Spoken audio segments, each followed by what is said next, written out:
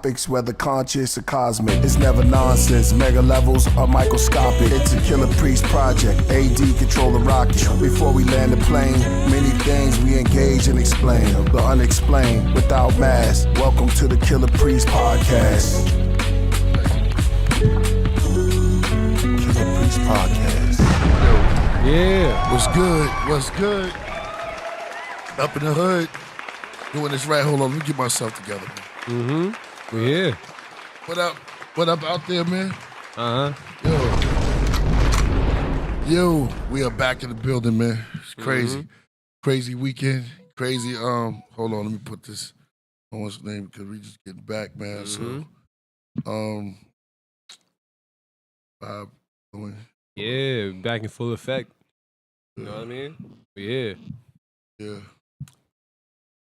Mm. Oh, whoa, shout out to my man.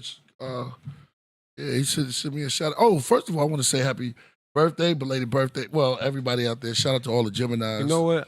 I just want to appreciate all the love. You know what I mean? Everybody that wish me happy birthday. Appreciate y'all. You know, if y'all didn't know, my birthday was last week. We celebrated on the craft last week. 2 weeks ago, actually. Feels good. You know what I mean? 28. We killed it on the show. You know what I mean? Performed God's Nature, but you also had your show. Yeah, it was a good venue at Vermont. Shout out to everybody in Brattleboro. Shout out to Danny. Shout out to John Newsom. Shout out to Rich. Shout out to everybody I met out there. They're good peoples. You know what I mean? Yeah, feel good. I feel good. You know what I mean? I'm in a whole new era now. 28 years old. You know what I mean? We just keep striving. We keep doing our thing. We rising. You feel me? You know what I mean? I feel free. I feel uplifted. So I feel good. You know what I mean? Shout out, yeah, man. Yeah, man. Shout out to Nepal too. It's her birthday too. Today. Oh yeah. Shout out to her. As of the day, I gotta give her a shout out. Shout out. All the Geminis, y'all make the room crowded, man. It could be one person, and all of a sudden everybody's crowded out there. But I just want to say you killed the show. The show was dope. Word. Yeah, we got Crumb coming through too, man. Hold on, let me see. Yeah, good looking. I mean, I need a link. Word. Yeah, good looking. I mean, you know, I just felt like I had to you know what I mean? If duty was called, you feel me? I just had to come out and just, you know what I mean, speak my piece, you know? Right. You know, God's nature. I mean, I believe that God had intended nature in this world. And, you know, I wanted to be able to express that to people. Anyway, how a song or like just speaking to y'all in general, you know what I mean? So I feel like my perspective on this world has grown. I'm only becoming smarter and becoming better with myself. And yeah, I mean, the futures are upon us, you feel me? I feel good. Yeah, man. Word, that's what it is, man. Shout out to AD, you held it down. Yeah. I'm looking at the craft room and everything was going fine. Shout out to John Newsom. It was a great event. And to Danny and everybody that was out there that hosted it. It was one of the best experience I've experienced going to the pond and seeing the beavers and stuff like that. By the way, AD, do you know if bears eat beavers? Bears eat beavers? I don't know. Yeah. I thought they ate mostly fish. Yeah, I did too. Yeah, me too. I thought they only eat fish and honey and berries. Yeah.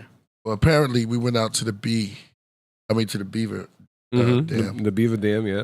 And there was this lady, her name, Patty. She's the beaver whisperer. And shout out to John Newsom, man. It was a beautiful thing. We talked about it. We couldn't wait to go there. But apparently a bear ate the entire family of beavers, except for one beaver. They left one beaver there. And it was almost like Zenish, like the beaver was just floating around by itself, working, doing the little things. But, you know, I didn't even know bears ate beavers like that, but it's just one particular bear that just went crazy and had an appetite for, I guess there was no salmon in the lake or what. I don't know what it was. But, you know, ate the whole beaver family. But we got to see one beaver. You know what I mean? You know what I mean? So, I mean, I ain't gonna lie, it's a sad tale. You know what I mean? I think, you know, shout out to Patty, the Beaver Whisperer. You know, she's such a sweet lady. You know what I mean? Who we met out there. Also Peaches. You know what I mean? Peaches is also another sweet lady we met out. But yeah, Patty's such a sweet lady. She loves nature. You could tell she loves these beavers. You know what I mean? It's just so sad the bears ate them, you know? Yeah. So sad out there. Circle of life. Yeah, I mean, hey, I ain't know beavers eat. I mean, I ain't know bears eat beavers, so I ain't know that. I mean, I learned something new about nature. But it gets crazy out there in these streets. You feel me? Yeah, in those forests, in those trees, Yeah, right. it was a lovely event. We saw baby foxes. We got pictures. John Newsom sent me a whole bunch of pictures, and I want to do this right. But nevertheless, we got into the museum. We are in the museum official now. And so now we moving our way to Brooklyn. And shout out to everybody who's been supporting. Mm-hmm. Also went to go see Purpose. Shout out to Purpose, man. We got to play the Braxis Rebus Simha Pleroma album. And man, John Newsom went crazy, man. Yeah, it's sounding right. I like the way it's coming. So make sure y'all get that. It's going to be Act 1. My man AD is working with me, and he's doing the stuff in the background that y'all don't even know. And so this is a part of Act 1, and we're going to be doing also the Patreon. To get y'all coming to the Patreon more, man. And like I said, I just bounced. We had the show, then so I got to go to Canada. Shout out to Lord Fury, too. I'll be out there in Canada. I'm gonna give you all the information you need, AD, to push it up for him. So we'll be there on the 9th with Knife Prince and the Killer Army, and then after that, I think we're gonna go see Lord Fury in Toronto. So we're gonna Escovish Notion. You know what I mean? But that sounds like a dope name. Yeah. Word. And I'll be over there to talk to hopefully Drake, see what's going on with him and Kitchener. Yeah, you never know, But yeah. I mean, this is great. It feels good. You know what I mean? This is like I'm in a good state right now. California. Oh nah. Good one. Right, I was going. But I was gonna say myself. You know what I mean? Yeah. Toast to y'all too. Right. Yeah, toast to everybody that's out there. Just spreading love and happiness, and hope you at peace, man, with your heart. You know what I mean? A lot of us need some open heart surgery. And, I feel good. But what was I just about? Oh, I'm in a good state with myself. I feel great. You know what I mean? This is a good feeling, just being surrounded by people with, that's just good in general, positive energy out there in Vermont. And being around family, too. I saw some family. I was able to do that. So that was a good time. And, just like it's a blessing, man. I just take it a day at a time and just try to work on myself and being the best me as possible, calm state of mind, so that's all I'm feeling right now. I'm feeling good. Like I'm on a trajectory up, I feel like. Yeah. Also, shout out to Nephtali. I see you in the building. Nephtali's new school of thought. Make sure y'all go visit her website. She's up there every day, and shout out to sisters that's building every day, that's out there, that's in the field doing things and doing work, because every piece to the mountain and every piece to the temple, which is this temple, makes sense. And everybody, we all are like our fingers, right, to the hand. Join them together, and is like a fist. You can ball them up, you know what I'm saying? You can knock down that wall. But you try to do it with your hands, you ain't going to be doing it like that unless you know iron palm fist. That's another type of zone you got to get into, you know what I mean? But anyway, everybody is a part of the body. They're all parts of the body. You could be the hair piece, you could be the knee, the leg, no matter what it is. Just be happy for what you do. Yeah. Well, you know what I'm saying? Take your position and take it at heart. And be the best. If you were a doorman, be the best doorman there is. Don't just be a doorman, be an usher. That's right. Where you go? You move up to the usher. White suits. That's real. Well, that's how it goes. Every position is needed and definitely enjoyed and appreciated, especially over here. You know what I mean? There's a lot of stuff that's going in. It's like as soon as I sat down, my phone went off, and I forgot we were supposed to have Crumb. But, just coming back from tour, one of the dates, then going visiting in New York, seeing all my peoples out there. Yeah, they go one. Yeah, that's a picture of us. That's on our way there. Oh, we got the red. Yeah, I know, yeah. So there's some of the pictures. That's the temple, the church, the old SoloGems decked out. Yeah, real. You know what I mean? Looking good. No, I'll do it. You feel me? Just look. You know what I mean? Wu-Tang Clan. Shout out to the DJ. y'all. Killah Priest. Shout out to the DJ. Yeah. Oh yeah, shout out to him, man. We don't have to show the whole show. Yeah. We was yeah. Cross it. Hold on, before you just go through stuff, AD, let's talk about it. Just go through sites. I know I'm just shot on. It might be, you know. I was trying. That is dope. That is a dope. I was trying to do a slideshow while you were talking about it. Oh, okay. Where's the one in Egypt then? What you mean? Kemet. We have video. Because remember I told you I wanted to see that in the back. Sometime we were walking on the camels. Yeah, I could throw that anytime you want. All right. Just say, Just better be. roll to Egypt, AD, and I'll put up to Egypt. Okay. Well, anyway, that was the show. Hold on, you can show them that one because that's like a golden light up there. All right, that's enough.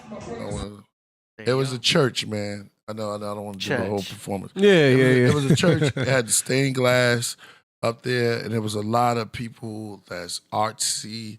It was a different event, and it was like upscale. Like, they had a lot of hors d'oeuvres. Yeah, a lot of hors d'oeuvres. It was real dope, and the people were fine. Shout out to everyone in Vermont. What was the place? Bradboro. Yeah, Bradboro. Mm-hmm. Bradboro is a dope. Yeah, it's a dope place to be, man. Yeah, very, very art inspired. You know what I mean? They love nature and they love art. You could just tell that's the whole culture out there. You know what I mean? So, I mean, and very good people. You know, a lot of people show love. You know what I mean? I met a lot of people. I wasn't expecting to meet that many people in that short span of time out there. But, a lot of them are just good people. A lot of people that love poetry. A lot of people that love music. A lot of people that love just art in general. You know what I mean? And so some great scenery out there. It's just a lot of good vibes out there. It was, like you said, real Zen-ish, I felt like I was in a calm state on my birthday. I saw a very nice little landscape of Vermont. You know what I mean? It was kind of fire. And it felt like real peace in my heart. So, I got a lot of things to process on myself and what I want in this world and what I want for myself and, what I just see in the future, like what could be possible for everybody. And Vermont is a good place, good place. But yeah, killed the show. You did, man. Killed the show. Came out. I was like, yo, that was kind of hard. It was hard. Yeah, I mean, I kind of saw it as like, if anything, just go out there and just feel it. You know what I mean? However you want to go out. You know what I mean? And you already, you're already ingrained in it, so you're already pro with it. But for me, it was just more like, well, I've been in front of crowds before. Not my first time being in front of a crowd. Different type of crowd, but it's not my first time being in front of a crowd. So I should say, you know what? Whatever comes out, and however I feel, I feel. You know what I mean? Like, it's just whatever. You know what I mean? Can't stress it. You know what I mean? You just gotta feel good about it. You know what I mean? It's an honor being, in the church and performing and feeling good, in your own space. So, and I mean, did my thing. I did my thing. And thank you, John Newsom, for the cake, the cake and the surprise. Y'all surprised me, y'all got me. You know what I mean? I was so surprised, Y'all had regular candles? Oh no, yeah, oh yes, we had regular candles, but this time instead of 2, it had a 2 and an 8, you know what I mean? They had the right numbers. They had the numbers. You know what I mean? Yeah. I blew the candles out on stage, you know what I mean? And yeah, y'all got me, they distracted me with a little champagne. I had to shoot champagne, you know what I mean, after the show, because I had to do it right. You know what I mean? I can't just drink before the show and performance. I feel like that'd be a little dishonest of myself. But I celebrated afterwards, you know what I mean? Good spot though. Yeah. Yeah, it was fire. Everything. I know. Everything about it was fire, man. All up and down. So that's it in a nutshell. One of the best parts about the whole thing was going to see Purpose. Shout out to his daughter had graduated. So shout out to her. At the same time, they was having a party over there, and then we got to go downstairs to listen to some beats. And then we chopped it up. We vibed. That's how I like to be hands-on when we doing stuff. Also, I want to announce. Wait till it get a little bit big. We have a Crumb backstage. We're going to bring him on. It's going to be on. Man, I can't wait. But I want to announce that the album will be coming in August. I'm gonna make that statement right here. Mm. Yeah, August. So, that's how things happen. Just so happens to happen like that. All right, so we're gonna be working on that, and then let's bring on Crumb. All right. Yeah, man, let's just do that. Yo, Crumb, you backstage? Come on through. We haven't seen him in a minute, man. All right. Ladies and gentlemen. Yeah. Build on topics. Wow, that took it back. What was that? This is like the beginning. The beginning. No doubt, man. Yo, David Flores in the building. Yeah, everybody hit me because they didn't know I was back. Oh, man, thanks, 99 Shans. Shout out to the whole, everyone in the board. I see you, Jody Southworth. Let me get this right. Jody Southworth. Let me see. 99 Shan 1. Welcome, Crumb. Without further ado, everyone, tell me when you unmuted. My brother from another mother, Crumb, is here, man. Yo, what's good, my bro? What's good? What's good? Peace, We're the peace. dream team with the green screen. I like that, AD. It's fire. The dream team say with 1 the minute. green screen. Yeah, he's got his green. There you go. Just pull it down like that. That was gangster. That's right. Step See, your that game is up. called a stop and repeat. Yeah, you got to step your game up. You know what I mean? Or So, a step and repeat. My bad. what you said, step and repeat? Yeah. Shout out to the Celtics, to your Celtics is doing good. Oh, yeah. I was going, we could dive into that a little later, but, yeah. Shout out to us right now, 2-0. Shout out to John Newsom Studios for, okay. Let's do an audio check, Crumb. Check 1, check 2. Oh, damn. Nice and clear. Yeah, Perfect. there. He's a professional. Very nice. He does this. He do this. I love working with professionals. Yeah, man. Always sounds crisp. So they come on here. Professionals. Hey, what's up, my brother? What's good with you? Peace and love to the family. Peace and love. I am your humble brother, Crumb. I am humbled, honored, grateful. I am a master student of Killah Priest. Peace and love to the family. Peace. Every time you come on the show, man, it's always interesting. You bring the people out, and you always dropping jewels and you bring us back to some beautiful jewels coming with some new, but it's all new because it's refreshing. We like renewing our history every time you come back through, man. I just want to tell you that you are a master student. You say student, but I say master teacher student. You know what I mean? So we are grateful for your knowledge, and your research pays off because it comes on to us that way. You know what I mean? I am definitely grateful. I know I've probably been one of the more edgier guests, and probably people on YouTube. I tend to say some things that are jarring, and I upset people. And I'm so glad that you said that, because I wanted to kind of let the family know I'm not saying anything today to convert anybody. I'm not biased. I'm not trying to make anybody lose their religion. It's respectfully, because it's just information. It's just research. I was taught how to do research. It's like eating chicken. You eat the meat, throw away the bone. If it don't apply, let it fly. That's real. Come on, man. Yeah, that's real. No, I'm hungry. Word. They want to. If it don't apply, they want to add some more grease to fry. Yeah, that's right. They get mad at That's it. going. Word. Yeah. They try to stuff down the pie. Well, give me a try. Yeah. Let it fly, man. Let's go. We about to cook it, man. What you got for us today, my brother? Yes, Yahweh, the trickster God. I want to talk about the God of the Old Testament, Yahweh, and some of the stuff that he was up to and his people. Okay. All right, let's go ahead.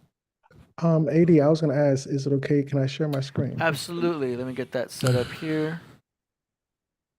And one sec. Well, it's Yeah, you're clear. okay. Right. Okay, we're gonna switch to that right now. Oh, there you go. Okay. So, Yahweh. As soon as, As 1 second. Get you up on this side. Bam. Go ahead. There you go. So yeah, Yahweh, the trickster God. Again, I'm not trying to. I'm not selling anything. I'm not trying to convert anybody. Whatever your religion is, much respect to your leader, your prophet, your pastor, your everybody. Much love to all. But I will say this: one thing that I have noticed is that the trickster God theme is ubiquitous across vast religions, cultures, time, and space. You can see here a short list of trickster gods anthropomorphized through animals. The raven, the coyote, the monkey, the raccoon, the spider, the rabbit.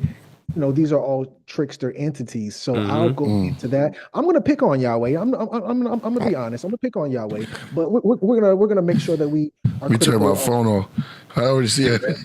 Down got the eyes. So go ahead, let's go. Yeah. This is very important. Where can we find Yahweh? So, answer. Yahweh, this is according to AI. A lot of people were talking crap about Google. I'm sorry, not Google, but people were talking crap about Wikipedia. Fine. Now AI is the new thing, and I'm falling in love with AI. I'm preaching for Skynet all the way. That was an AI joke. Come on, yeah, come on. Instead of Sky, said it's like Sky Dad. Yeah. From Terminator. Yeah. Go AI. But yeah, so this is what AI says. Yahweh is a Hebrew name for God that appears in the book of Exodus, in the book of Exodus, in the Tanakh, or the Hebrew Bible. So the name is made up of consonants, Yod, He, Wa, and He. And is known as the Tetragrammaton. In Exodus 3:14, God reveals the name to Moses along with the formula. I remember, family, to listening audience and those who are going to catch this later, I was the one who also did God is a Cube only on the Killah Priest Podcraft. Tap all the way in. Yeah, let's go in. That's right. So God gives Moses a formula which translates to I am that I am. The name YHWH is also translates to he who causes to exist, or he who exists. So this is the particular God that we're talking about. This dude is a trickster. So in Gnosticism, which is the occult version of Christianity, just like the Kabbalah is the occult version of Judaism, and just like Sufism is the occult version of Islam. So in Gnosticism, the biblical serpent in the Garden of Eden was praised. In Gnosticism, the good guy is the bad guy, and the bad guy is the good guy. Go ask Run DMC. Not bad meaning bad, but bad meaning good. Right, yeah. Here, let me change my mic real quick. I just realized what I'm doing wrong. Okay. In Gnosticism, the biblical serpent in the Garden of Eden was praised and thanked for bringing knowledge, gnosis, meaning to know. Remember, Christianity is a faith-based system. Gnosticism is a knowing, or not a belief system, but a knowing system. Gnosis to Adam and Eve. The question that the serpent asked Eve was, why does your God seek to keep you ignorant? Yeah. So this God in the Bible is pointing out that the other God is a malevolent demiurge who is a control freak. This is toxic religion, not toxic masculinity. This is toxic religion. The whole Bible thing. And Gnosticism is telling you the guy they told you was the good guy is really the bad guy. That's what Gnosticism is saying. And the God of I'll get into that in just a second. Gnostic Christians' doctrine rely on a dualistic cosmology that implies the internal conflict between good and evil, and a conception of the serpent as the liberating savior and bestower of knowledge. Remember, Jesus even told you, be as wise as the serpent. Amen, church? I'm just joking with the amen part.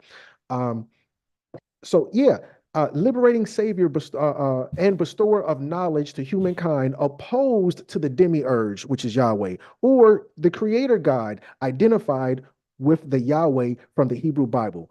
Now, I'm going to tell you about just one more slide and then I'm going to breathe.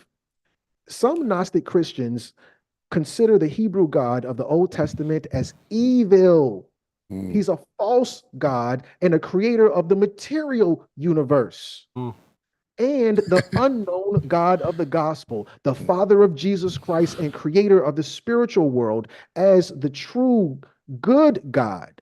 The God who created the heavens is the good God. The God who created the earth is the bad God. And it says, in the Archonic, Sethian, and Ophite systems, Yaldabaoth, or Yahweh, is regarded as the malevolent demiurge and false god of the Old Testament who generated the material universe and keeps the souls trapped in physical bodies, imprisoned in the world full of pain and suffering that he created. Remember, we're living in hell on earth. Shout out to Mobb Deep. Rest in peace, Prodigy.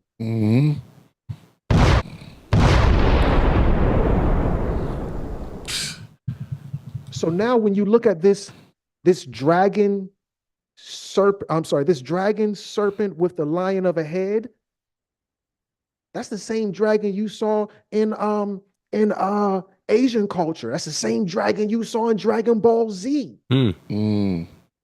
This dragon is a jinn. Remember, a jinn is the root of the word genie and genius. When you get all 7 Dragon Balls, Yaldabaoth will appear, and he's a genius. He can answer any question, and he's a genie. He can grant any wish if you get all 7 Dragon Balls. Recent. I'm sorry. Go ahead, my brother. Enlil, which is Yahweh, is a half-breed, a mix between a lion and a reptilian. His daddy and his brother are full-blood reptilians, and he is a half-breed thought to be the love child of the Draconian Lyrian peace alliance. Go back and watch the Underworld series. It was the vampires versus the werewolves, but they didn't call them werewolves. They called them lycans. The lycan were the dog aliens. This is the werewolves in that movie, but the Lyrans are actually the feline aliens. There's more than one. Go back and watch Men in Black. There's more than one alien race. When you say alien, don't just think Greys. Think Men in Black. All types of aliens. Right. So now the reptilians are the conquerors, and they go after the Lyrans and start kicking Lyran butt because the Lyrans weren't even fighters like that.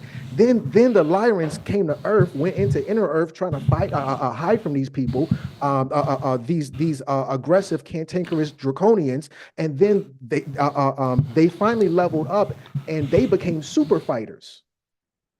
These Lyrans, these cat-type aliens, they become super fighters.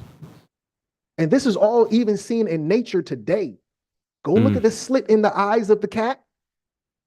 That's the same slit in the eyes of the daggone serpent. Right. Why do they have that same slit? Because the Lyrans and the reptilians were going to war, and when they had their peace alliance, the queen of the Lyrans married the king of the reptilians, and they had a baby named Enlil, who you know is Yaldabaoth. God of the Old Testament. That's crazy. It's gonna get deep. Yeah, real talk. Praise the Lord. Amen. Amen, sir. So I go back and I ask Skynet. That's my nickname for whatever AI is on Google right now and on Instagram and on AI is everywhere. I'm not even calling it AI anymore. I give up. Let's just call it Skynet. So I was talking to Skynet, and Skynet says, yes, Yahweh, the Hebrew God in the Hebrew God in the Hebrew Bible, meaning the Old Testament or the Tanakh, whatever, is described as a storm God in the earliest biblical literature. This is important, folks. I need y'all to write that down in your notes. We're going to come back to that. Yahweh is depicted as marching into battle with an army of stars and planets to defend Israel from enemies, similar to storm gods in ancient Near Eastern myths. We're talking about a galactic battle. Somebody go tap in with Donald Trump and the Space Force. I don't know if anybody's putting this together, but this is Star Wars. This whole Yahweh, this is Star Wars. When I tell you the reptilians, the Lyrans, the Galactic Federation, think Men in Black. When I say Yahweh, think Men in Black. Think Yaldabaoth. Think these aliens up in the heavens, which we call space. For example, in the Bible, Yahweh's presence causes the earth to tremble, the sky to drop, and the clouds to release water. This is a storm god. This is important. Say that again. This is a storm god in Jesus' name. Well, I was talking to Skynet. Skynet said, some say that the Mesopotamian god Enlil, amen, is the same as Yahweh. The state god of ancient Israel and Judah was the same god of Mesopotamia. This is the god with 1,000 names. Oh, it's this God and it's that God. And no, it's the same God. Same girl, same God. Remember the song between R. Kelly and Usher, Same God? It was either same. No, okay, it was not same God. Make them think. Yeah. That's right. Nope. Sorry, my camera, I was trying to get it fixed. Okay, there we go. Okay, good enough. Good enough. All right, so going to Korah. Korah says, yes, the Anunnaki Enlil, also known as the to the Hebrews / the Jews as Yahweh Jehovah. That's your imagination. That's your opinion and your perspective because that's what you think. No, everybody says that. Everybody, because when you, okay, I'm sorry, my blood pressure. You got this, man. You getting your minerals? You in the practice. You in the zone. You got your sea moss? Hey, I brought some tea because we're going to teach. That's right. Hey, that's right. It's a classic over here. Yeah. That's the inventor right there, man. Yeah, let's go. Enlil is an evil, angry God who does not like people. Broski is antisocial.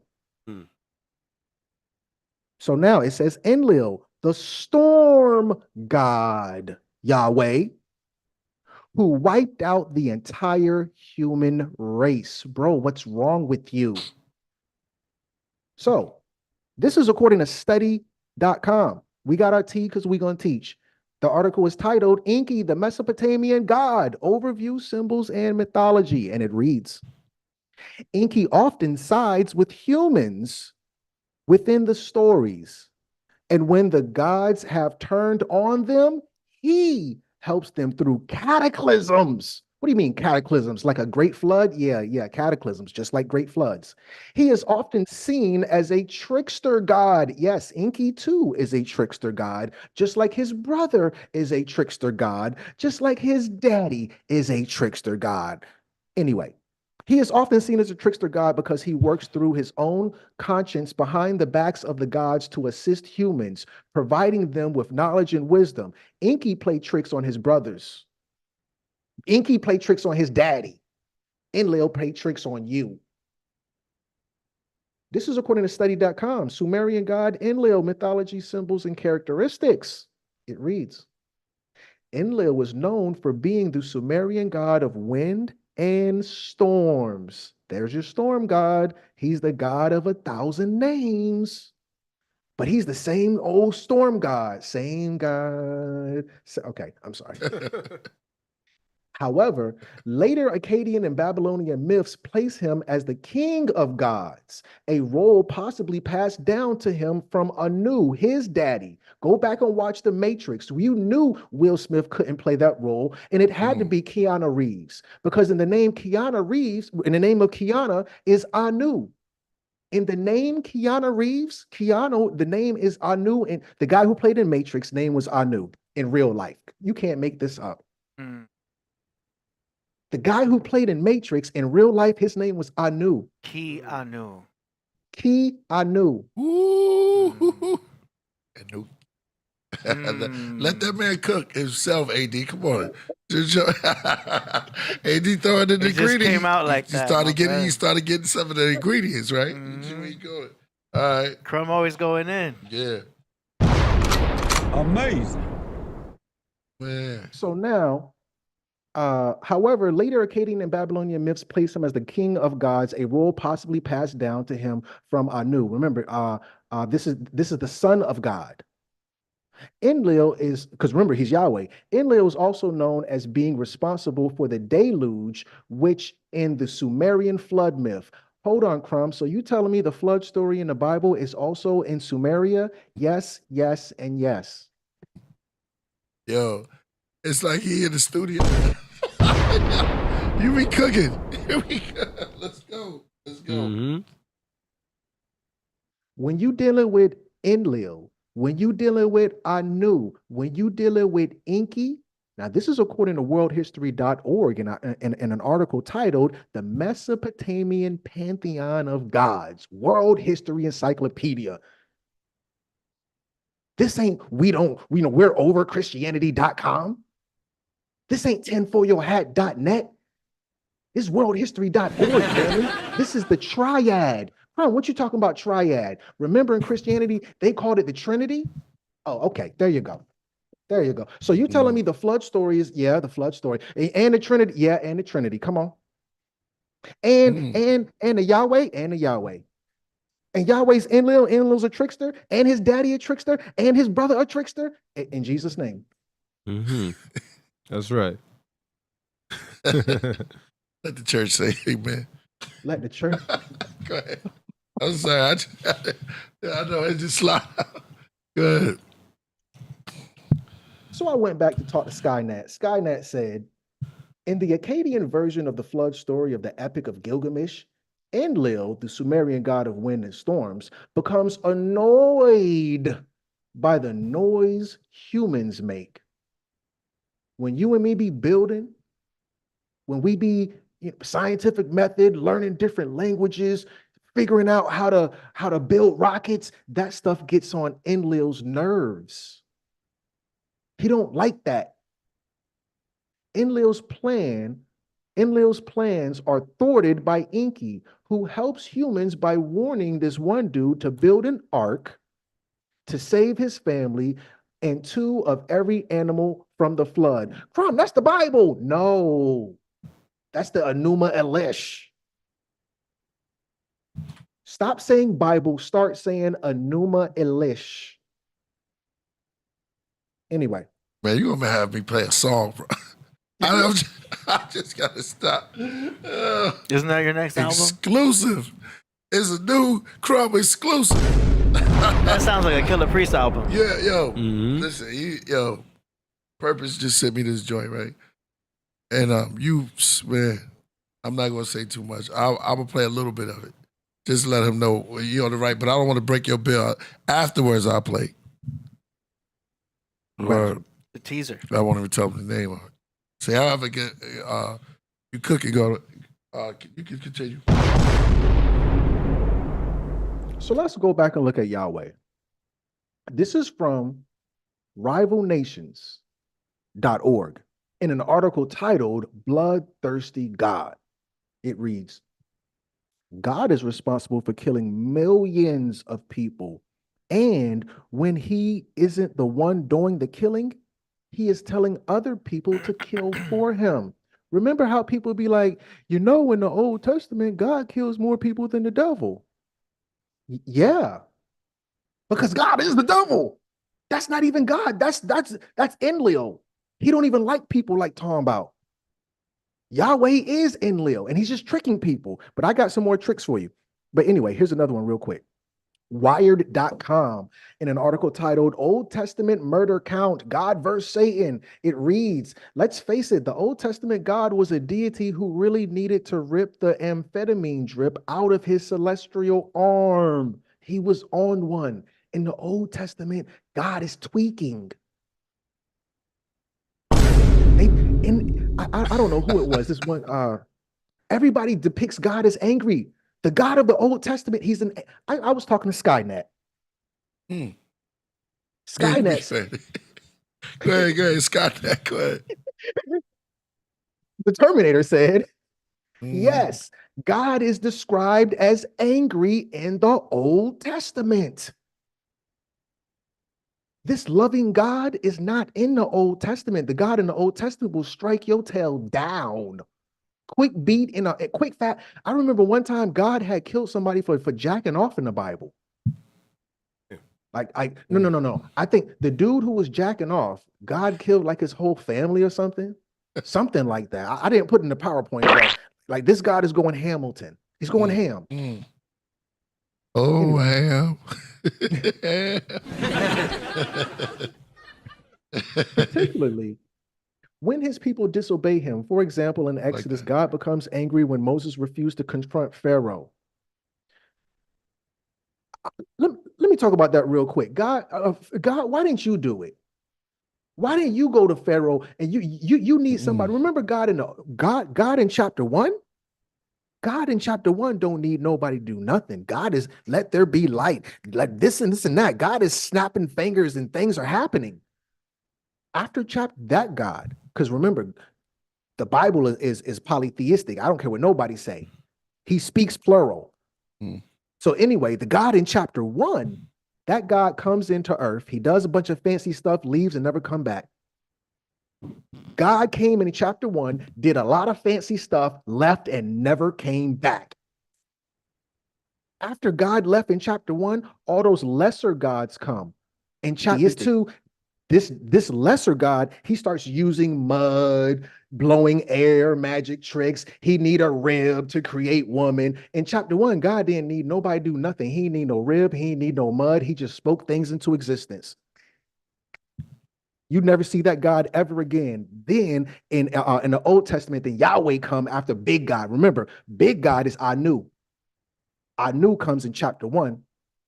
Because this ain't nothing but the Sumerian story told all over again. Stop saying Bible, start saying Enuma Elish.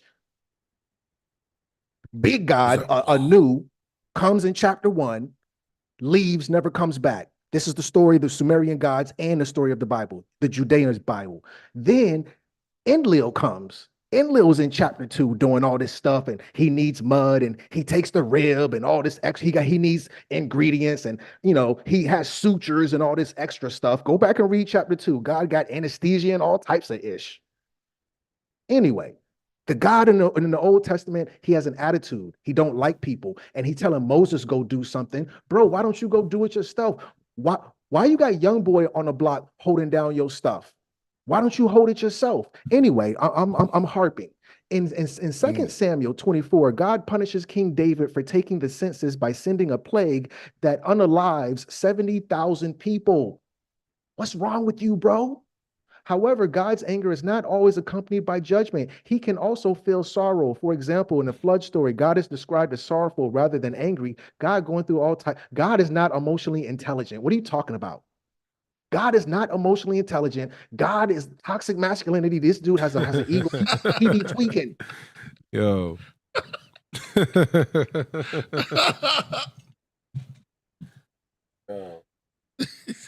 is toxic masculinity.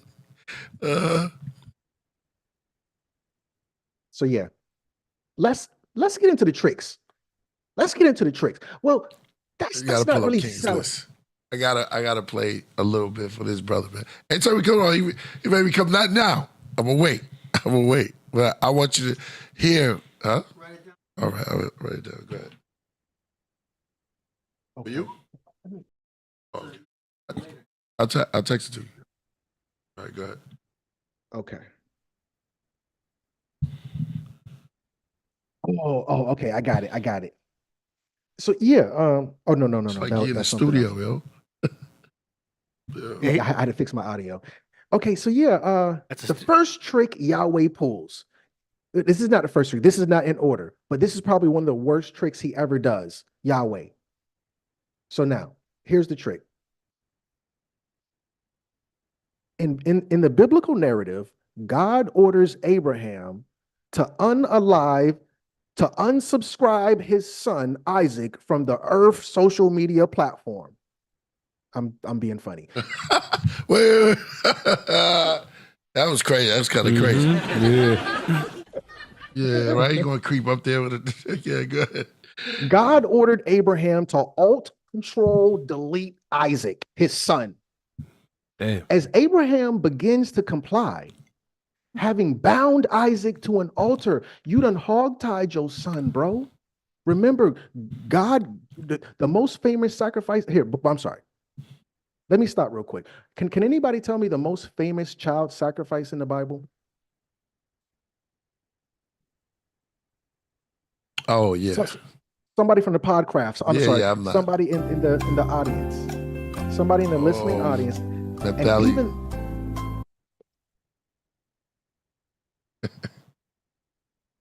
I'm listening.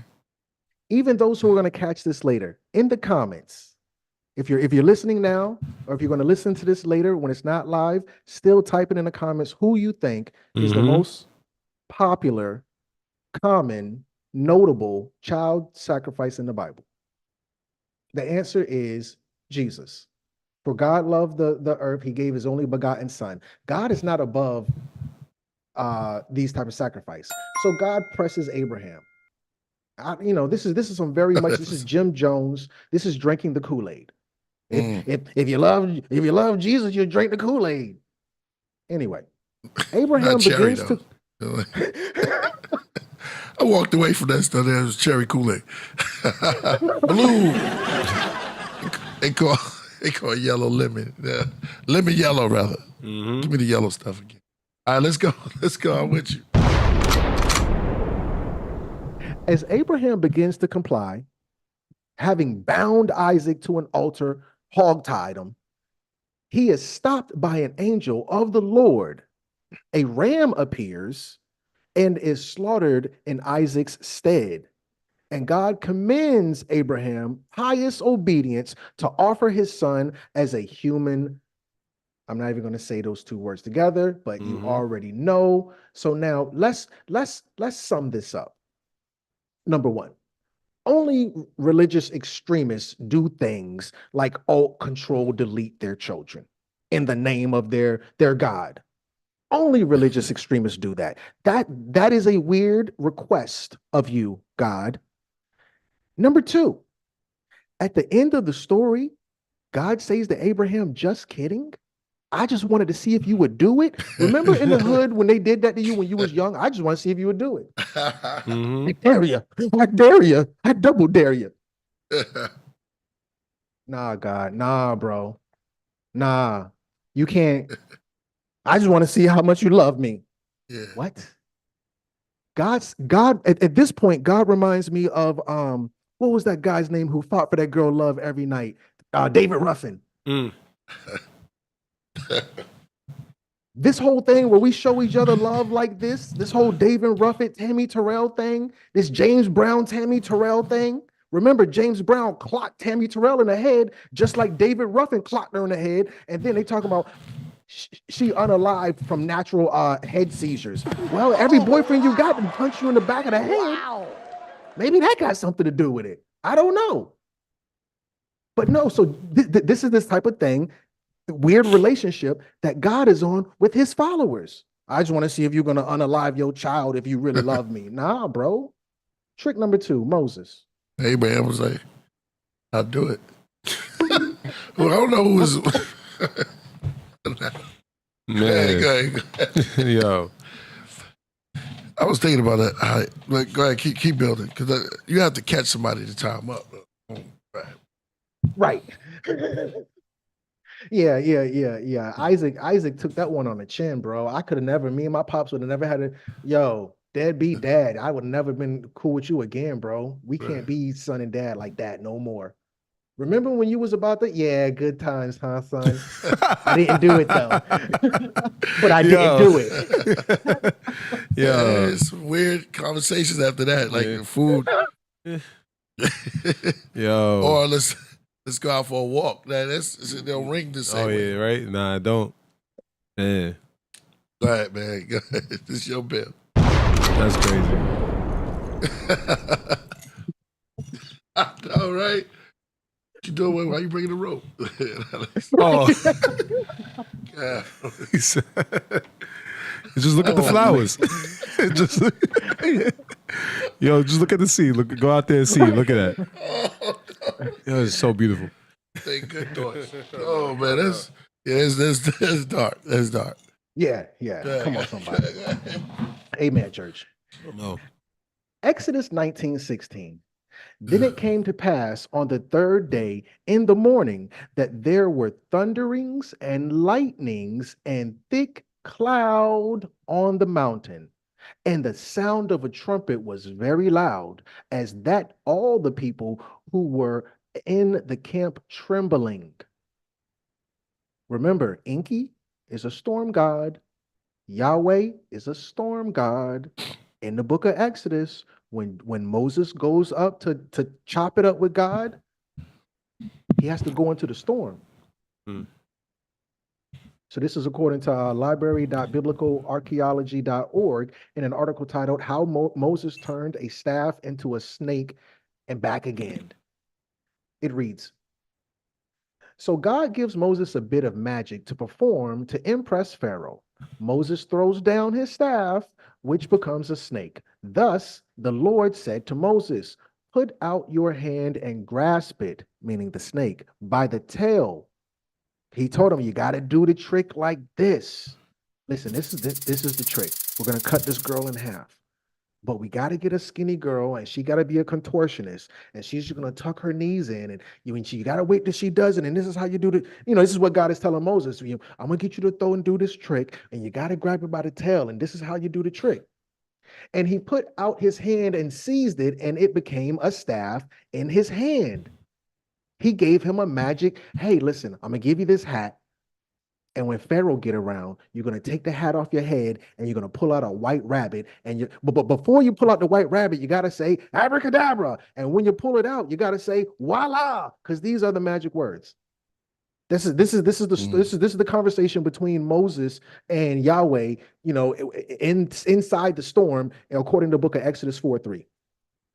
So, number one, after he got that snake, because Yahweh is telling Moses, I need you to go face off with Pharaoh. Why does God need you to do anything? I don't know, but hey, God needs help.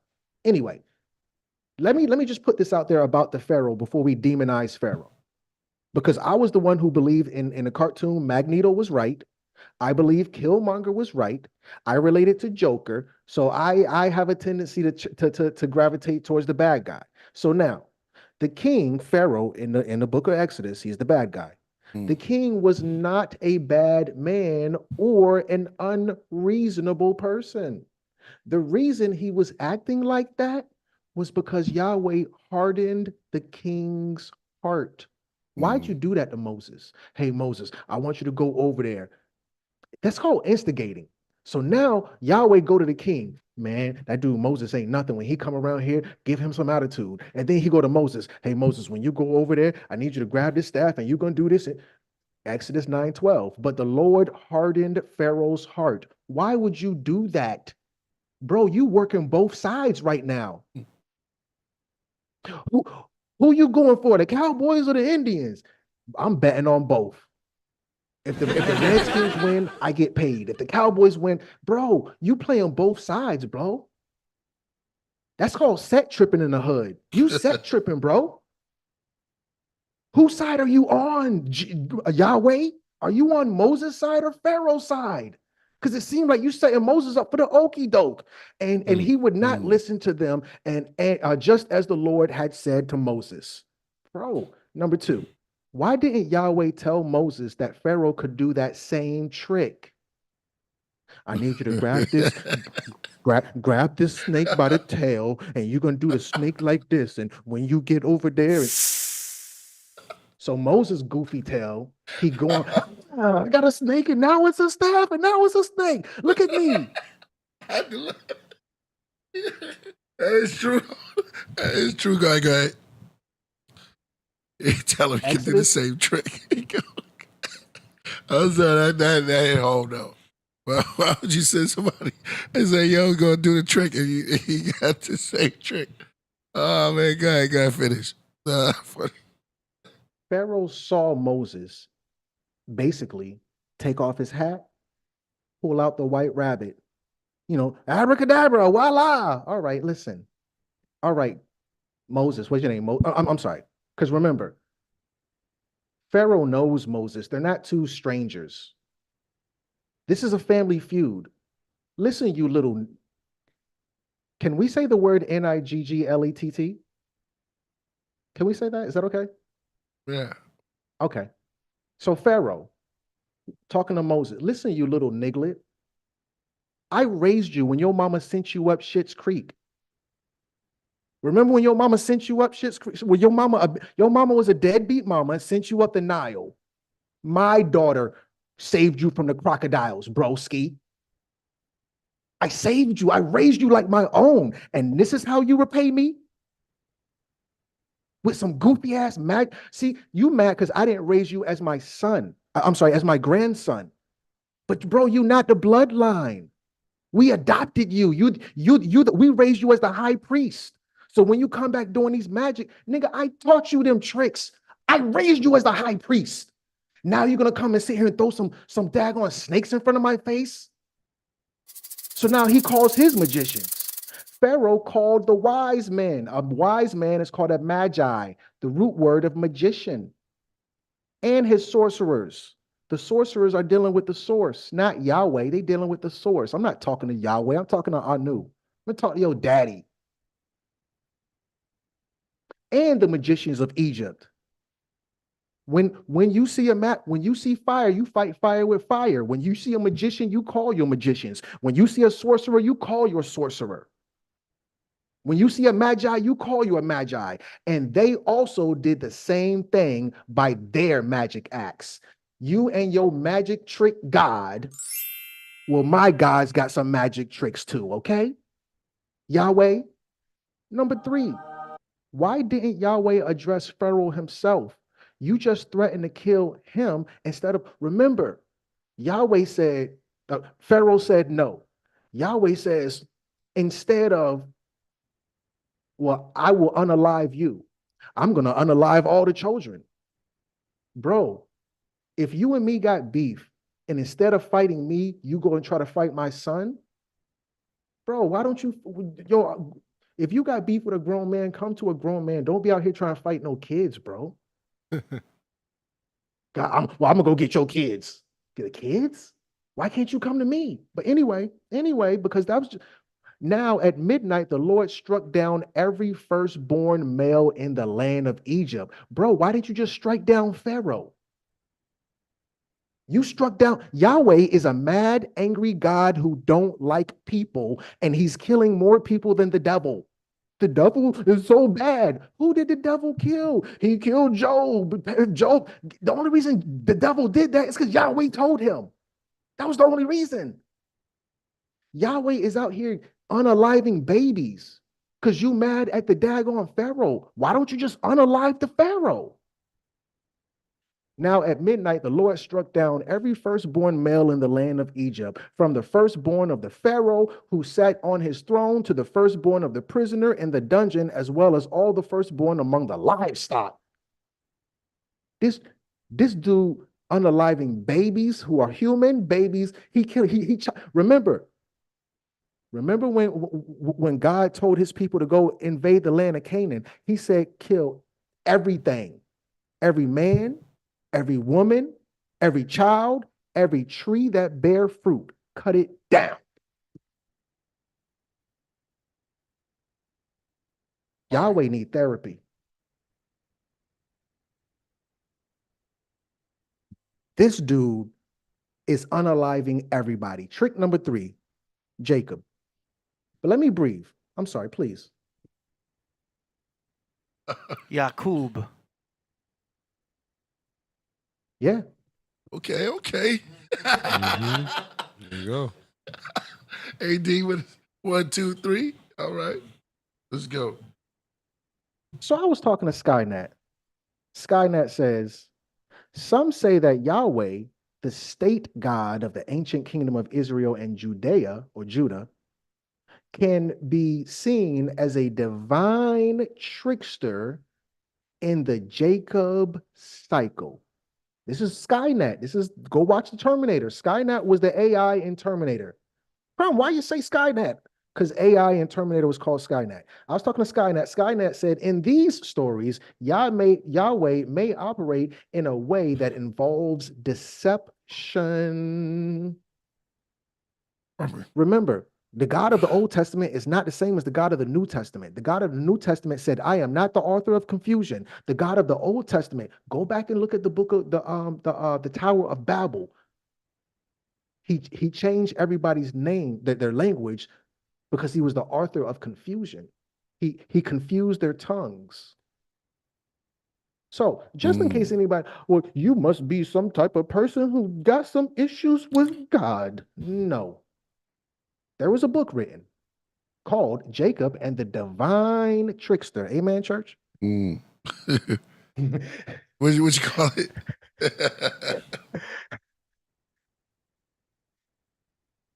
The theology of deception and Yahweh's fidelity to the ancestral promise in the Jacob cycle by John A.E. Henderson. So the question should naturally be, Crumb, what's the Jacob cycle? I'm glad you asked.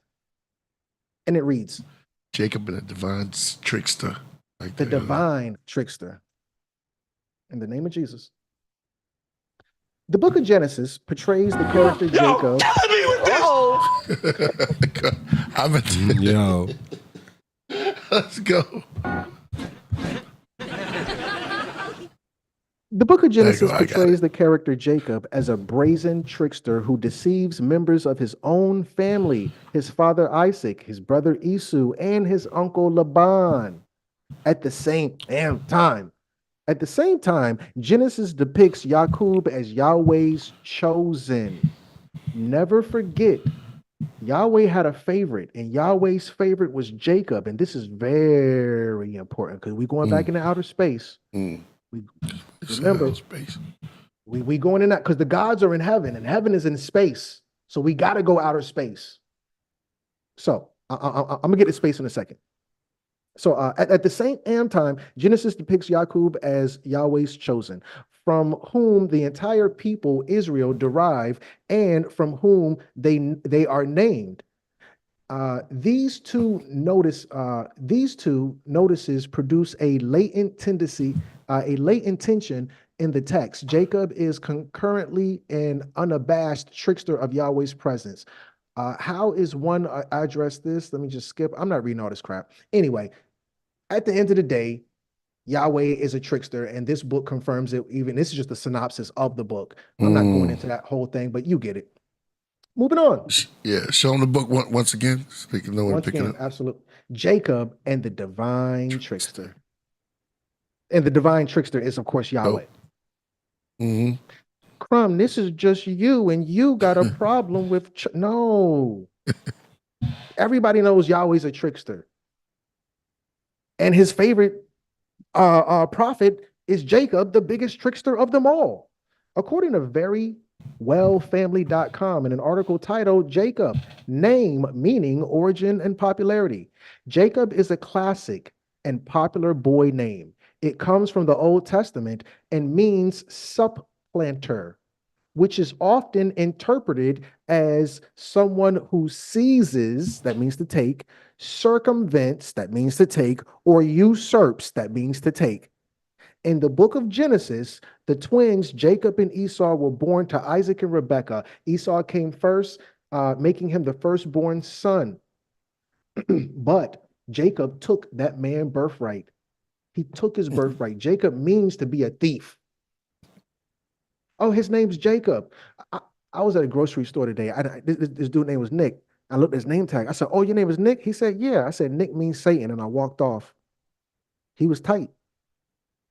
Nick means Satan. Why he say that? Jacob means thief. Wendy means night. Oh, her name Wendy? That means night walker. Eat late, even great. Nom, nom, nom, nom, nom. Oh man. Yeah. Right. Anyway, moving on. Yeah, these names have these weird meanings. Like, oh, so these dudes are named Jacob, meaning thief. This girl's named Wendy, meaning night walker. And then you got the daggone place called Wendy's talking about eat late, even great, or something to that effect. Anyway, according to GiveHim15.com, it reads, the Amplified Bible gives the clearest explanation I've seen or heard for this scenario. It translates Jacob's response in verse 27 as follows, and in shock of realization, whispering, he said, Jacob, supplanter, schemer, trickster, swindler. Jacob was acknowledging his true nature. I'm a conniving schemer. This is God, this is Yahweh's favorite. So I was going, I don't got friends, obviously. So I talked to Skynet. Skynet says, in the Bible, amen, Jacob tricks his twin brother Esau and their father Isaac in Genesis 27, 5-7. It reads, 1, Jacob and Rebekah's plan. And this is just a synopsis. I'm not going through the whole Bible with y'all. I'm not doing that. I'm not saying with y'all, but I'm just saying, like, I'm not gonna bore you to death with the details. We're just going to do a high-level overview. This is me and Skynet. Number 1, Jacob and his mother Rebekah plot to have Isaac give Jacob his blessing instead of Esau. Number 2, Jacob's disguise. Jacob dresses in Esau's best clothes and covers his arms with lambskin to look hairier like Esau. Bro, you a whole catfish out this jank. You worse than Mark Zuckerberg. Remember, Mark Zuckerberg invented filters. Right. Jacob's deception. Jacob brings Isaac goat meat prepared by Rebekah to taste like venison and says, I am. When Isaac asks who he is, Isaac is almost fooled but is convinced by the smell of Esau's clothes and the goat skin. Number 4, Isaac's blessing. Isaac gives Jacob the blessing, which is prophetic wish of fertility. Number 5, Esau's reaction. When Esau asks for the blessing, Isaac tells him it's too late. Esau realizes that what Jacob and Rebekah have done and tries to kill Jacob, his brother, forcing him to flee to his uncle Laban. So basically, this is what happens. Esau is a homebody, and he's Esau is a big red, hairy, muscular, athletic hunter, and he's red. Esau means red. Jacob is skinny. He's frail. He's weak. This is important. I'm not being funny either, because you're going to see this transcend cultural space and time. Every single Jacob you see is always going to be, I don't care what religion, what time, what place, every single Jacob is frail. Every single Jacob is damn near crippled. Every single Jacob is a homebody. All the Jacobs. So this is no chance that he's like this. Because this is just like Jesus. Oh, Jesus is the sun god. Right. Mithra was the sun god. Hercules, all the gods were sun gods. Mm-hmm. So it's no chance that Jesus is a sun god. But this is the same thing with Jacob. So Jacob is cooking up some stew. He says to his brother, I'll give you some stew, because his brother says, I'm hungry as a hostage. He says, I'll give you some stew if you sell me your birthright, which is the equivalent of saying, I'll give you a piece of gum if you give me a Bentley. It's a scam. It's a trick.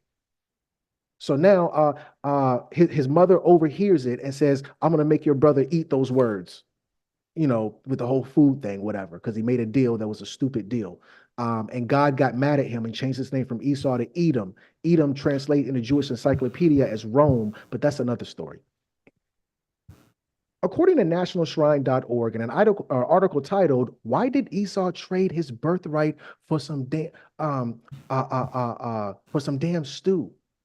He traded his birthright for some miso. What's it called? What's that soup called?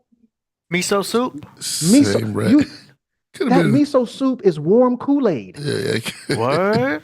Well, I was thinking it could have been Thai. I don't Could have really been, drink yeah, miso soup. exactly. It's got soy in it. Red curry. Yeah, it could have been red curry. So, same red That- curry. That daggone miso soup is thin as I don't know what. Don't got nothing in it. Yo. It's salt. You traded your birthright for some miso soup? You traded your birthright for some ramen noodles? What are you talking about? Ramen noodles? Come on, somebody. That's a hell of a deal. He swindled you. With no egg? With no. I gotta put the Bro, egg. Once I put with green no onions. egg. Once I put the Come on, green somebody. onions in, I feel like a chef. The dodo bird. Egg. Dodo. The dodo or the roadrunner. Dodo bird. Yo. Jacob, subplanter. So this is Genesis chapter 27. It reads, Jacob 27 describes the account of Isaac desiring to bless his eldest son, Esau. Rebekah hears about it and tells her son, Jacob, to run out and hunt for game because you want to get musty, you want to smell like game, you want to smell like your brother. Then tells him to act like Esau, start lumbering around like a big brute. So you can get the blessing. By deceiving his father, Isaac, Jacob can get the blessing that belongs to his brother. You're going to steal from your brother. Rebekah planned the deception, and Jacob went along with it by following his mother's instruction of deceiving his father. So Esau said, "Is he not rightly named Jacob? For he has supplanted me these 2 times. He took away my birthright, and now look, he has taken away my blessing." Genesis 27:36. The word supplanter from Strong's dictionary means to be behind, to come from behind, to circumvent, to hold back, to defraud. In 2024, we call them scammers. Defraud, according to Webster's dictionary, to deprive of something by deception or fraud. Jacob deceived Isaac, his daddy, and defrauded Esau, his brother, to receive his father's blessing. A deceiver is one who acts like a different person in order to get close to someone or reach his or her goal. That's why your name is Jacob, because you earned your name. Remember, the ancestors didn't give us names. You had to earn your name. He earned that name. Remember when he named the name Israel? He had to wrestle an angel to get that name. So now Jacob, after his brother runs him off, because remember, Jacob is family. We talk about the Bible. Back then in the Bible, there was no letter J. The letter J don't come until 1524. So let's say right now it's 2024. 1524 minus 2024 minus 1524. What number does that give you? That'll tell you how long it's been since the letter J was invented. The letter J was originally the same letter as I. The father of the letter J is this one dude, Gian Giorgio Trissini. He was a Jesuit, an Italian author of the grammarian who lived in some period of time. There was no letter J. His name was not no darn Jacob. His name was Yaqub. His name was not Jacob. His name was Yaqub. The name Yaqub is an Arabic variant of the biblical patriarch known as Jacob in the English language, which is the version of the Bible, in the English version of the Bible, and as Yaqub in the biblical Hebrew. Fard Muhammad's Yaqub have some parallels. Yeah, because remember, the name Jacob means a swindler, a trickster. What did Yaqub bring you? What was the name of Yaqub's book? What was the name of Yaqub's teachings? That's right. Tricknology. Tricknology. But why is this important, and how can we tie this to the story of Jacob? So after Jacob scams his brother and his father, his brother runs his butt out of town. And when he runs his butt out of town, then Jacob goes to his uncle's house. Just like in the story of Yaqub. In the story of Yaqub, Yaqub's mama and daddy got ran out of town. They could not live in inner earth anymore. And in the story of Yaqub, Yaqub has to live with his uncle. In the Bible, Jacob has to go live with his uncle after he get ran out of town. Laban promised his younger daughter, Rachel, to Jacob in return for 7 years' service, only to trick him into marrying his eldest daughter. The whole damn family is a bunch of tricksters. Bro, what do you mean everybody's a trickster? Remember when I told you, where are we at? The Trinity is really the triad. Enlil is a trickster. Anu is a trickster.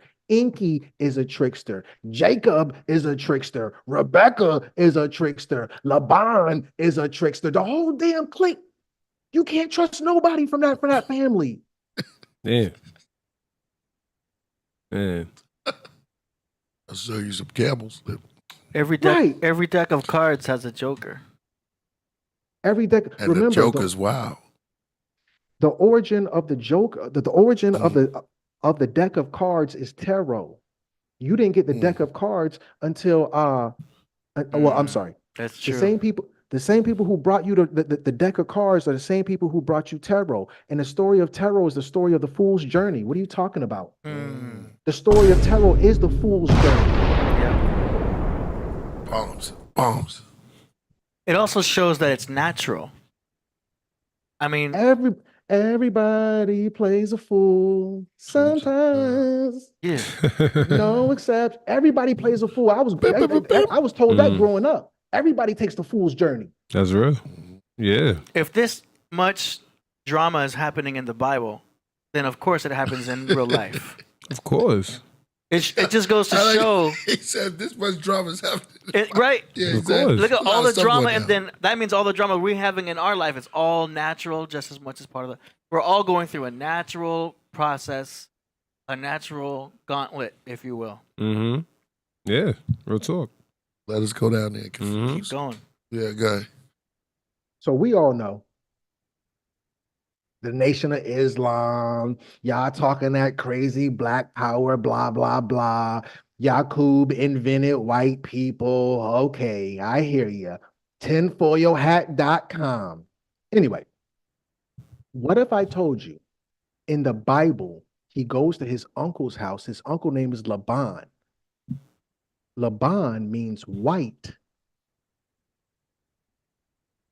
Laban means white. And when you go to your uncle's house, you start making white people. And according to the Honorable Elijah Muhammad, his teacher, Fraud Muhammad, told him that Yaqub told his uncle he was going to make white people. And according to answersingenesis.org, in an article titled Jacob's Odd Breeding Program of Genesis chapter 30, apparently God had to come to Jacob in a dream and told him what to do. And then God directed the birth of the sheep and the goat and produced blah, blah, blah. So you telling me God, Yahweh, tells his favorite trickster to create white people and give them tricknology. And this is technically in the Bible because there's this breeding program in the Bible, and he's doing it with his uncle, and his uncle's name is White. I'm not the smartest man in the world, but this stuff is just you can't make this stuff up. It make you say, I feel like Arsenio Hall. Yeah. University of Chicago Press.journals, because remember, all of them were in Chicago at the time, or Detroit.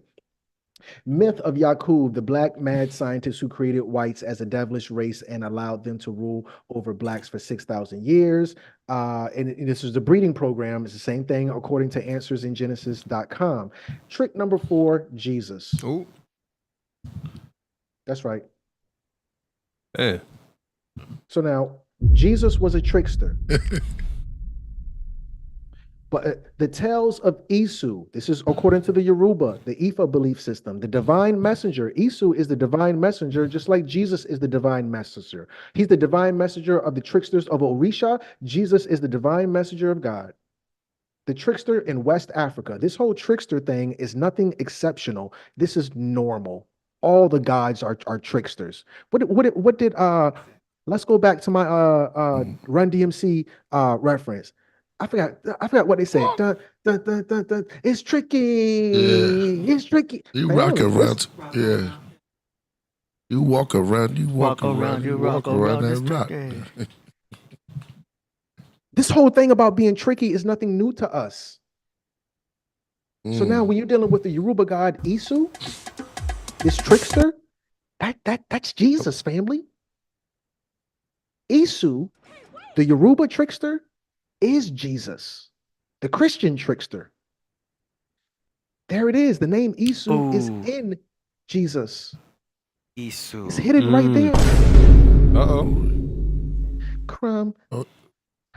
When you're dealing with Isu, Isu is the devil. This is according to Wikipedia. It reads, from the time the first English translations of Yoruba words in the middle 19th century, Isu has been rendered as devil or Satan. The first known instance of this came from Samuel Crowther's vocabulary of Yoruba in 1842, where his entries for Satan and devil had Isu in English. ESU is also ESHU. This is according to a mistranslation, because we know there is no devil outside of Christianity or Judeo-Christians. So now, why do we say Jesus and Satan or Isu and Ishu are both? Because Jesus is the morning star, just like Lucifer is the morning star. Go back to Revelations 22:16. I, Jesus, am the root and the offspring of David. I am also the bright and morning star. Oh, so you don't say Jesus? Now let's go see what Isaiah 14:12 has to say about it. You, Satan, the bright and morning star, have fallen from the sky. You brought down other nations. Oh, well, Crumb, this God character is also the devil character according to Yoruba. Yeah, same thing in Christianity, right? Come on, guys. The name Ishu varies around the world. In Yoruba land, Ishu is Isu, tomato. His name is Eshu. Crumb, his name is Jesus. His name is, I'm sorry, trickster. One who tricks, a deceiver, a trickster, a cheat. His name is not Jesus, Crumb. His name is Yeshua. Okay, his name is Yeshua. It's not Jesus, because if you look at Jesus, you're going to see Isu. If you look at Yeshua, you're going to see Eshu. This is the same Yoruban God. This is the trickster God. The trickster God is in Eshua, is Eshu in Yeshua, and it's Isu inside. Oh, we don't call him Yeshua. We call him Jesus. Okay, well, Esu is still there. This trickster God. Well, Crumb, if Jesus is a trickster God, then Jesus should be doing some tricks. Well, according to religionnews.com in an article titled Theologians, these aren't preachers. Preachers talk ish. Theologians study. Preachers don't study the Bible. They preach, they don't teach.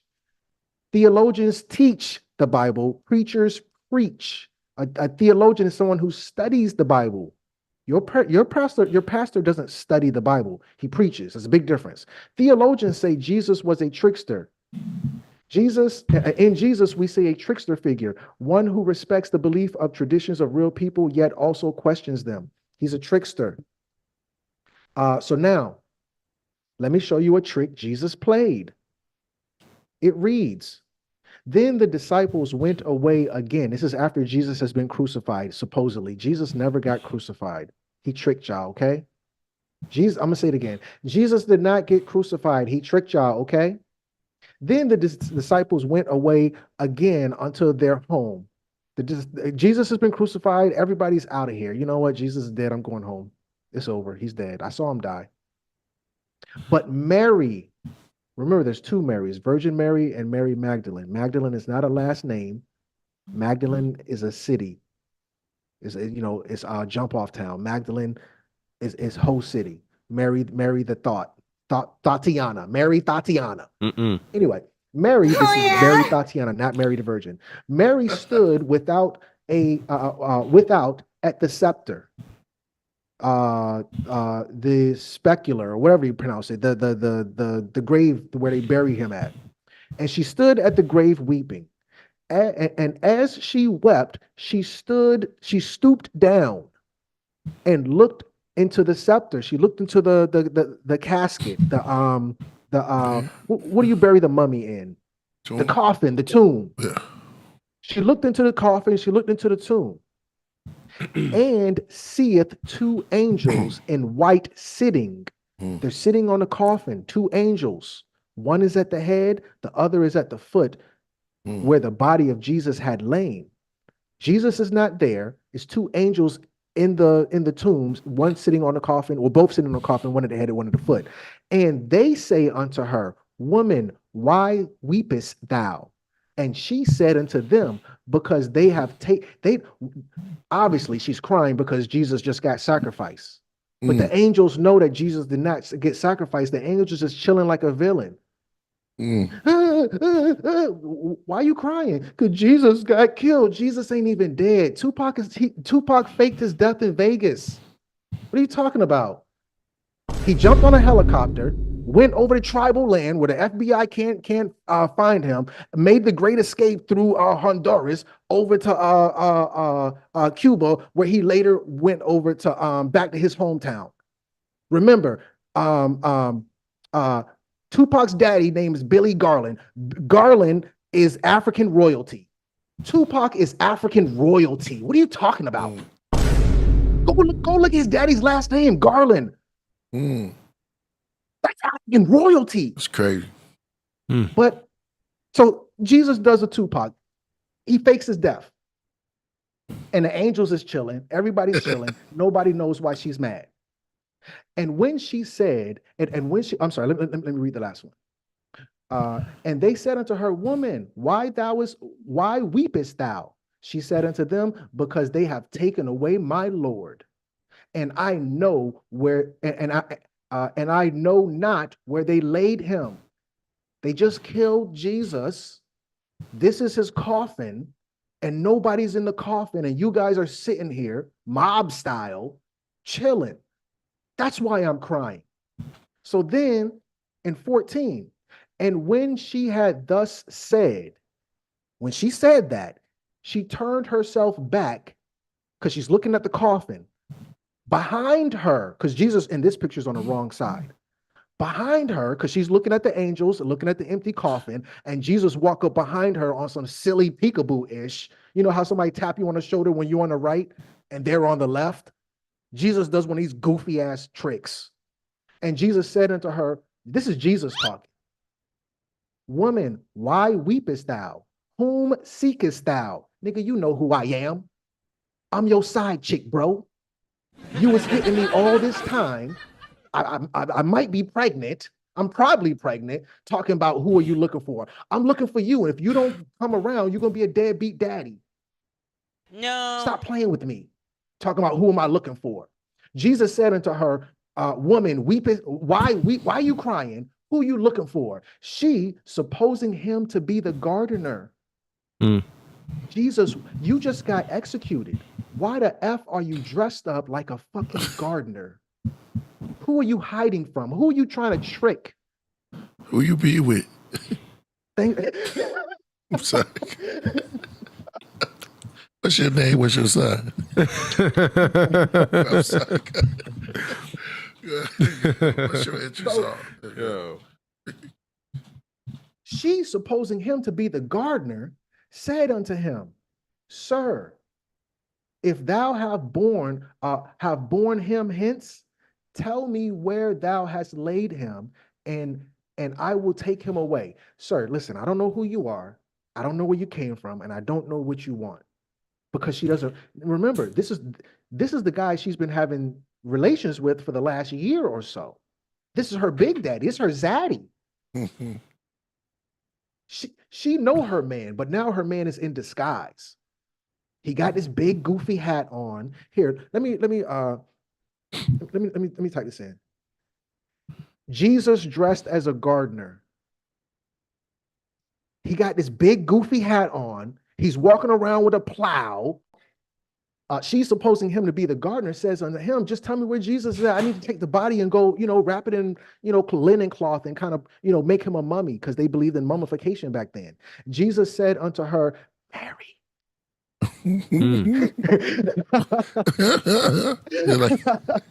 Man. Who's that? Who's that? Oh, yeah. Basketball player. Yeah, I know. Kawhi. You talking about Kawhi?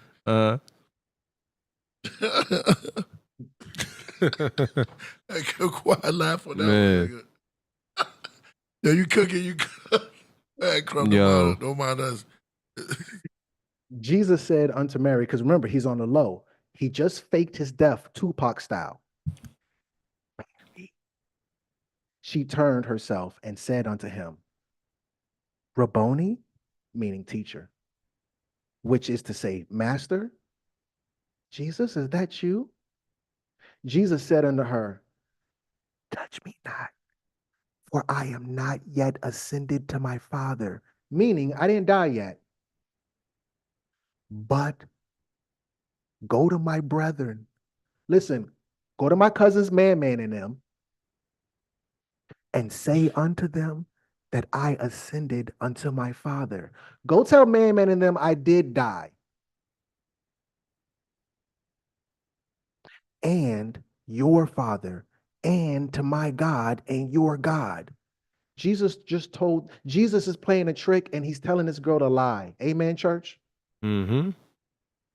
In the name of this Jesus, who is a trickster, in the name of Esu, hold on. In the name of Esu, who is a trickster, in the name of Eshu, if you want to pronounce it that way, this God, your God, was dressed up like a damn gardener. I thought your ass was the Mexican doing work in the doing landscaping. It's Jesus. It's not Jesus. It's Jesus. Jesus, I thought you was Jesus. That's probably borderline racist, if anybody understands that gardening joke. So now, going back, Jesus. Okay. Yeah, this whole thing with Jesus being a magician, being a trickster. Remember, when Jesus was born, 3 magicians came to visit him. They're called magi. A magi is a magician. In Christianity, the biblical magi, also known as the wise men, the 3 kings, the 3 magi, are distinguished foreigners who visit Jesus when he's born. So when Jesus is born, Harry Houdini, David Copperfield, and somebody help me out. Who's the 3rd magician? Chris Angel. No. And Chris Angel come to your christening. This is looking like a magician festival. No wonder you're a trickster. You was raised with a bunch of tricksters pulling a rabbit out of a hat. Go look at the word magi. The word magi is inside the word magistrate. Remember, Jesus was from Judea, where you are a judge. The Romans called it a judex. In America, it's the judicial system. From the people from Judea, who their wise men are called magicians, magi, or a judge who is also called a magistrate, who's deal with magic. What magic, Crumb? The book. Because when you get arrested, they give you the Miranda. You got the right to remain silent. Remember, magic words. You got anything you say can and will be used against you. We got to read you this magic. Because when we arrest you and we tell you about the magic words, then we take you to who? The magistrate. When you get arrested and they go to bookings, who throws the book at you? The magician, the magi, the magistrate. Magi is also in Magi nation, magic.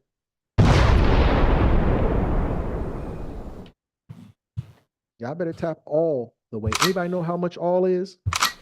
Yeah. So now Jesus, let's go read Acts chapter 13. Let me see. Acts chapter 13. And when the church has it, say amen. I'm just saying. AD, be right back. Yeah, you got it. Yeah. Okay. So this is all Jesus because Jesus is a trickster. So this is Acts chapter 13. I just want to read verse 1 and I'm going to skip down. Now there were in the church that was at Antioch. Remember, Antioch is the very first church. You don't have no church before Antioch. Antioch, the church of Antioch, Romanized as some other names, was the first of 5 major churches in the early pentarchy in Christianity, with its primary seat in the ancient Greek city of Antioch. After Jesus is sacrificed, these are the first 5 churches, and these churches are mega churches. This ain't no regular church. This is Creflo Dollar. Think Creflo Dollar. Think what is that other one? You ever been swallowed? What's his name? This is think TD Jakes, think mega church. The first 5 churches, Creflo Dollar, TD Jakes, Joel Osteen, these are the first 5 churches are mega churches, okay? Let's be clear on that. So now, these are the people who came out of the mega church, Acts 13. Now, there were in the church that was at Antioch certain prophets and teachers. Joel Osteen, Creflo Dollar. Remember, Creflo Dollar changed his name. Hold on, let me check the facts. Creflo Dollar changed his name to McGee Moneybags.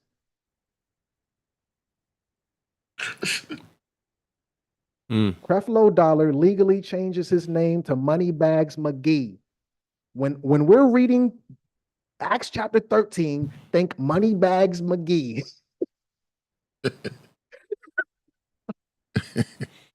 These are the acts. Now, there were in the church that was at Antioch certain prophets and teachers like Moneybags McGee, as Barnabas and Simon. Remember, Simon was a tax collector.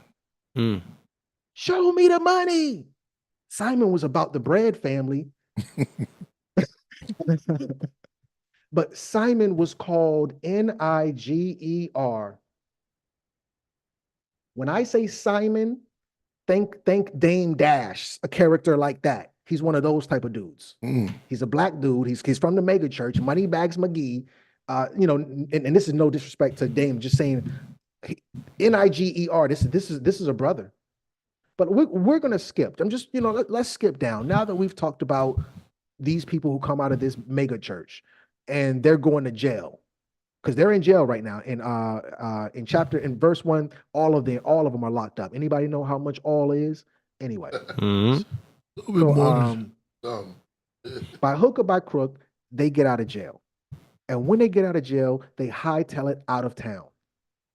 And when they leave, it says, and when they had gone through the island unto Patmos. Remember, this is the same island that Yaqub went to, according to the Honorable Elijah Muhammad. They found a certain sorcerer. There we go with the sorcerers again. Remember, sorcerers are not bad people. They deal with the source. I don't believe in God, but I believe in the source. I 5 mics. Come on. A certain sorcerer, a false prophet, a JEW, whose name was whose name was Bar Jesus. And let me just make sure we're clear on this. Bar means son of.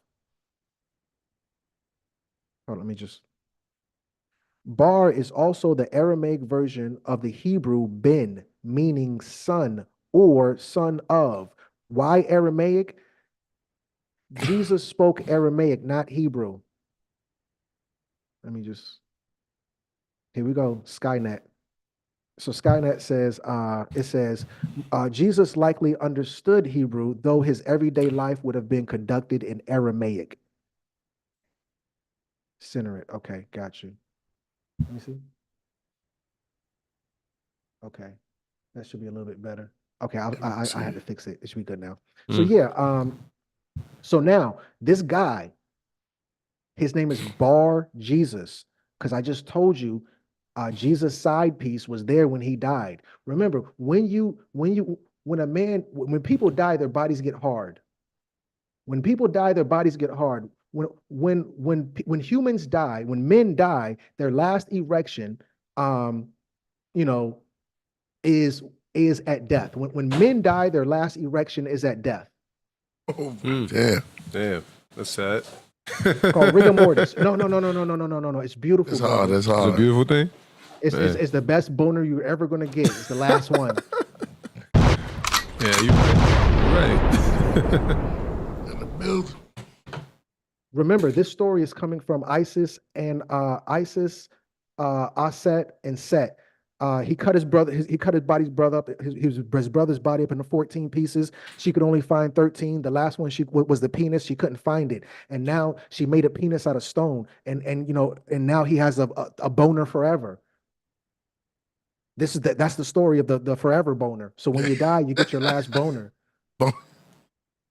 So now Jesus, supposedly he's transitioned. He gets Mary pregnant, Mary Magdalene, and Mary has a son named Bar Jesus, son of Jesus. Bar meaning Aramaic, not Hebrew, Aramaic, son of Jesus. Now it reads, because Jesus is gone at this point. This is 35 years after Jesus. Let me just check the facts on that. 35 years AD. How long did AD's Paul back. come after Jesus? Say it again. Okay, it's about 10 years after Jesus.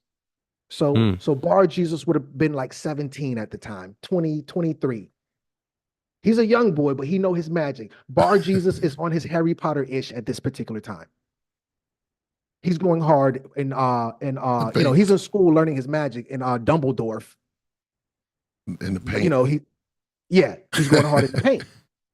So it says, which was the deputy of the county, Sergius Paulus, a prudent man who called for Barnabas and Saul and desired to hear a word from them. And Alamus the sorcerer, let me go. I think I did the science on Alamus. I think I did it. Yes. Alamus means son of Joshua. His name ain't Jesus, it's Yahshua. Yahshua is the original name for Joshua. Just want anybody to know. Yahshua is the modern day Joshua. There's no J, it was a Y. Bar Jesus is the son of Joshua.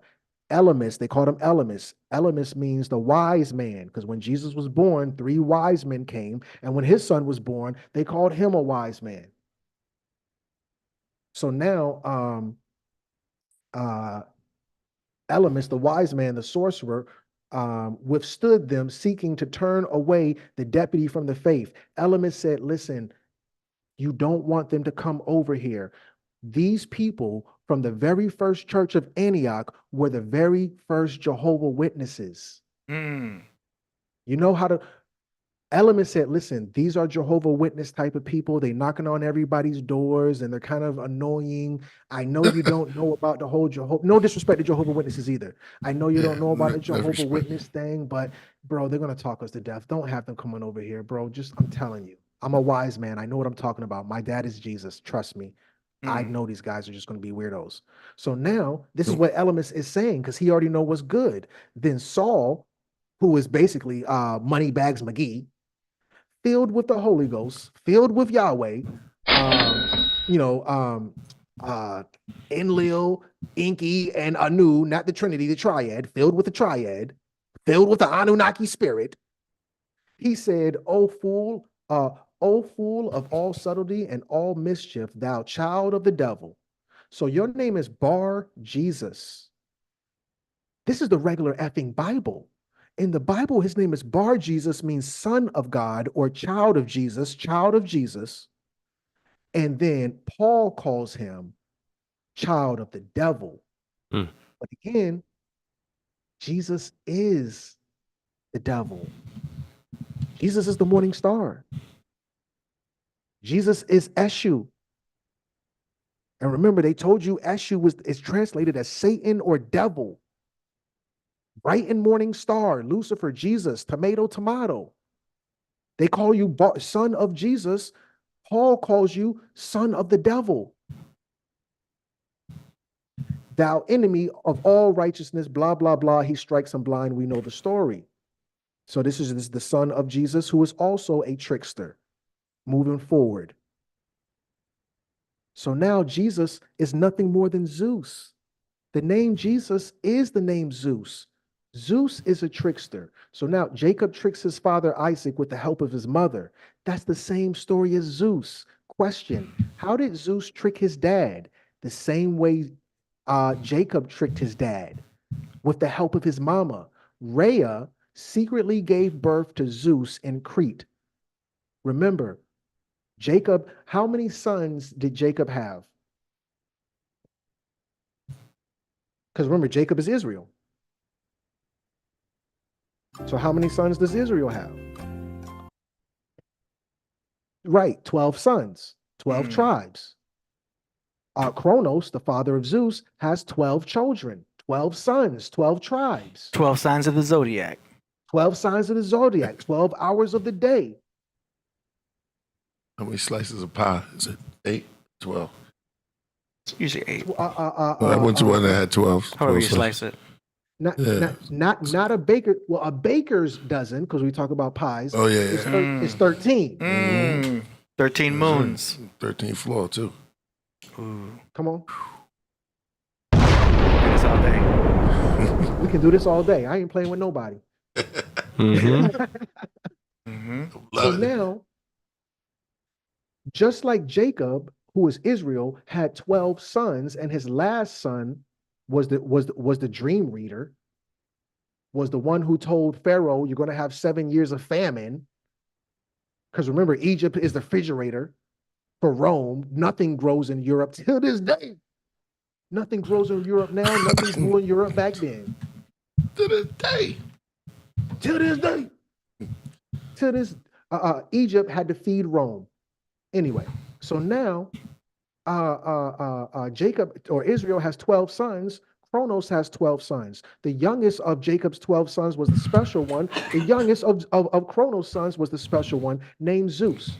So now Rhea secretly gave birth to Zeus in Crete and handed Kronos a stone wrapped in swaddled cloth, also known as some other type of stone, which is promptly swallowed, thinking that it was his son. Just like Jacob and his mama played a trick on his daddy, Zeus and his mama played a trick on his daddy, because Zeus is Jesus. Same God, same God. This is the God with 1,000 names. Oh, these are different God. No, this is the same God, just 1,000 names. Question, this is Zeus a trickster? Answer, according to gvsu.edu. That's something university. I don't know what GVS stands for, but something university. Zeus is also known for his ability to trick and outwit his rivals. Also, Zeus was tricking women too. Zeus will turn into an animal and trick you and make you think he's this and make you think he's that. Zeus was doing a lot of tricks. Britannica.com. Zeus was regarded as a sender of thunder and lightning, rain and wind. That's right, the storm god. Same God, same God. Loki. Loki was a trickster god. This whole trickster god theme with Yahweh and Enki and the Sumerians, it's the same story. When I say family, when I say Enki, Enlil, because these are two brothers, and Anu, I want you to think Thor, Loki, and Odin.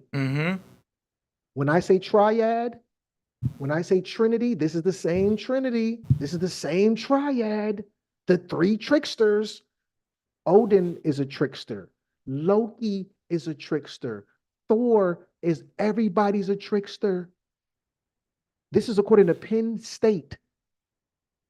He was also known for granting victory to mortals by breaking the rules. He was also willing to break oaths that he had sworn. What do you mean, like being a liar?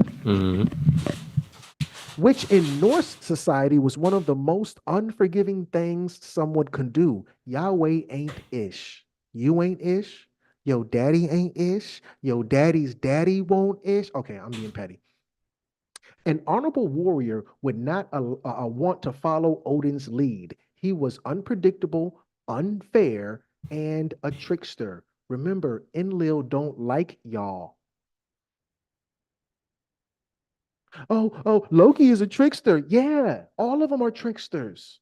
Odin, the chief god of Norse mythology, is also associated with storms, wind, and the gallows. His magical knowledge is always him to calm storms. This is a storm god. Remember, Thor, his son, is also a storm god. Oh, so everybody's a storm god now? No, it's the same God. Same God. This is the God with 1,000 names. This is only one trickster god. Oh, it's a bunch of trickster gods. No, it's one trickster god with 1,000 names. Remember, the Mayans, Crumb. I love the Maya means illusion. Trickster. Maya means that which is temporary. Remember, this too shall pass. Anything that is an illusion is something that will pass away. Go back and watch The Wizard of Oz. The wizard got you. He was a trickster. Like the sunset is Maya because it only appears to be setting. In reality, it's not setting. So the sunset is Maya. The sun god is an illusion. Quetzalcoatl. Remember, this is the same lion head god with a dragon's body. Crumb, where have I seen this image from before? That's the same god that was in Dragon Ball Z. That was the same god with the lion head and the dragon body. Same god, same. Anyway. So the Dragon Ball is basically sun god because the sun is a ball of fire. How did I not see that until right now? Mm-hmm. It's a Dragon Ball. The character's name is Son Goku. It's the sun, yeah. Character's name is Son Goku. Damn, Gina. There you go. Go back and watch the cartoon.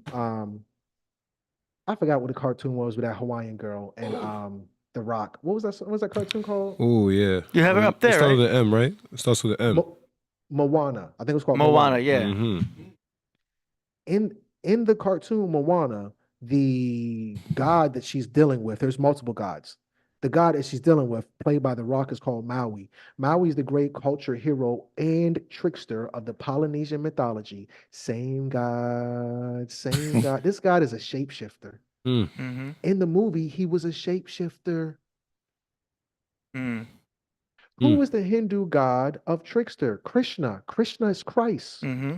Krishna is Jesus, is Quetzalcoatl, is Enlil, is Yahweh, the trickster god. Krishna is certainly a god of mischief, a playful trickster and prankster, stealing butter, blah, blah, blah. You know, the most annoying people on the internet are those pranksters. Trolls. I do not like those internet trolls and pranksters who be doing tricks on people. I don't like that. We blocked a few of them. Yeah.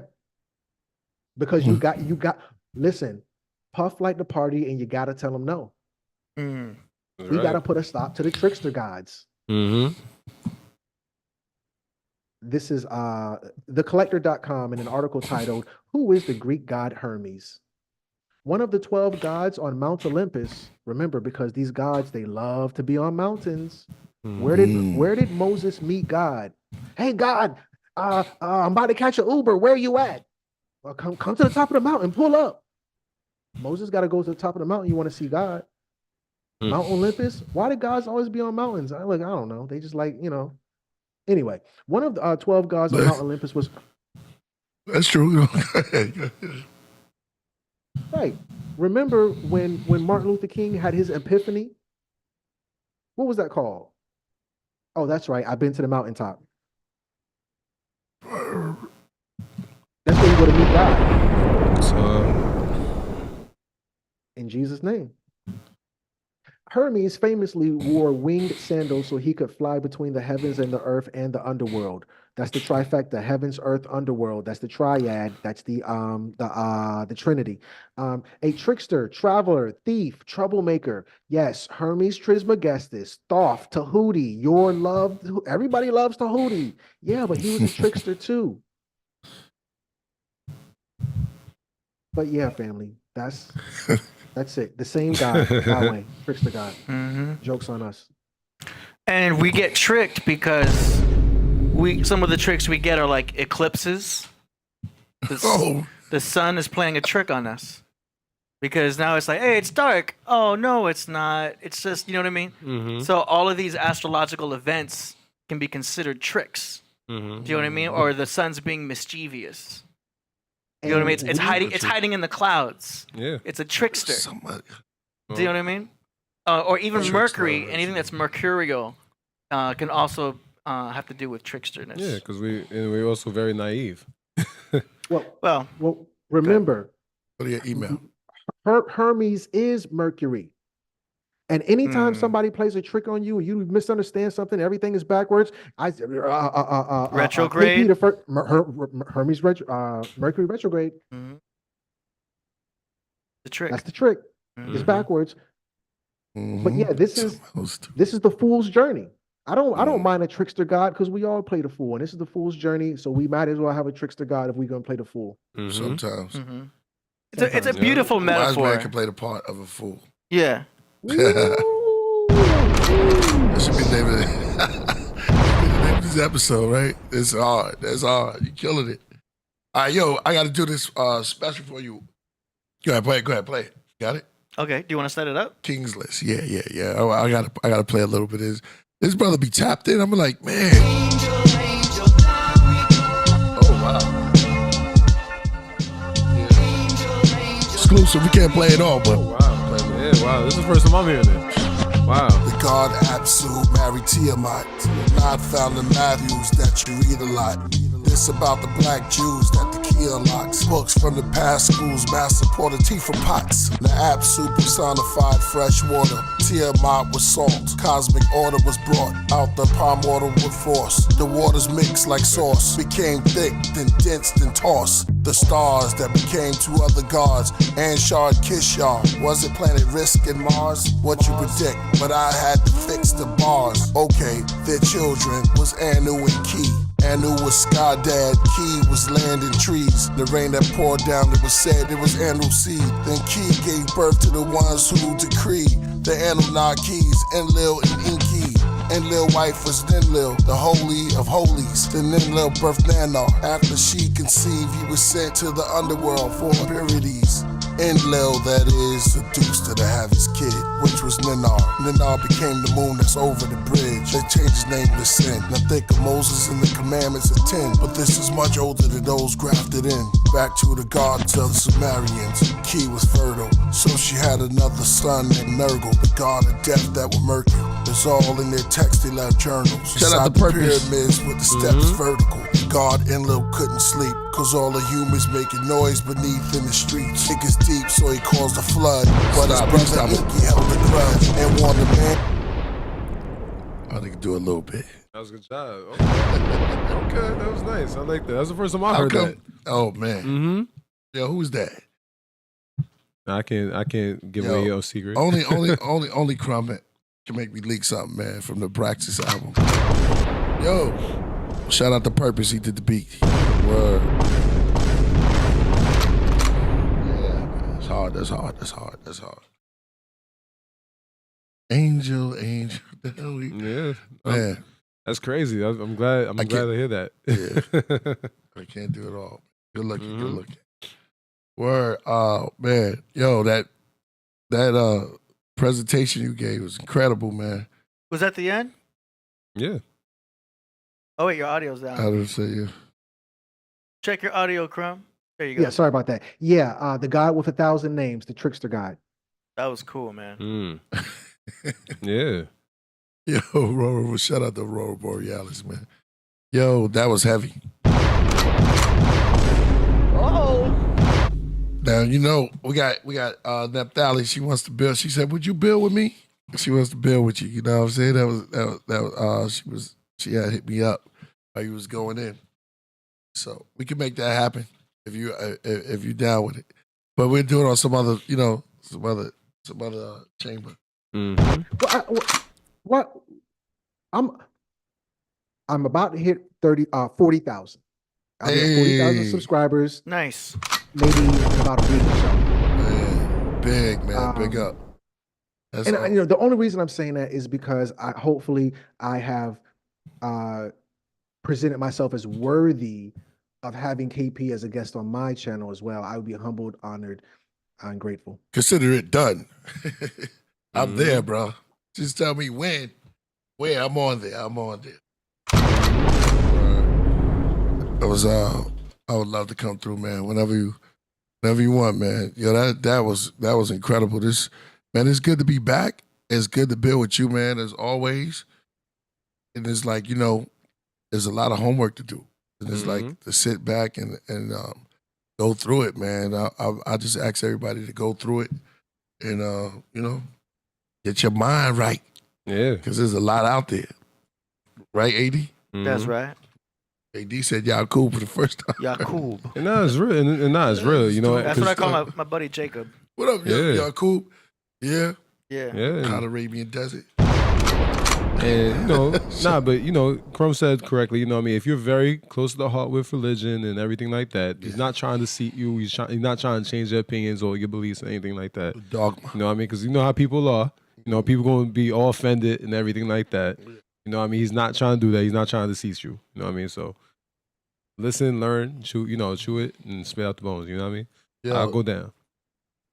Well said, SoloGems. Mm-hmm. And it's the dogma. You guys get into the dogma. Like again, I'm getting a dog fight.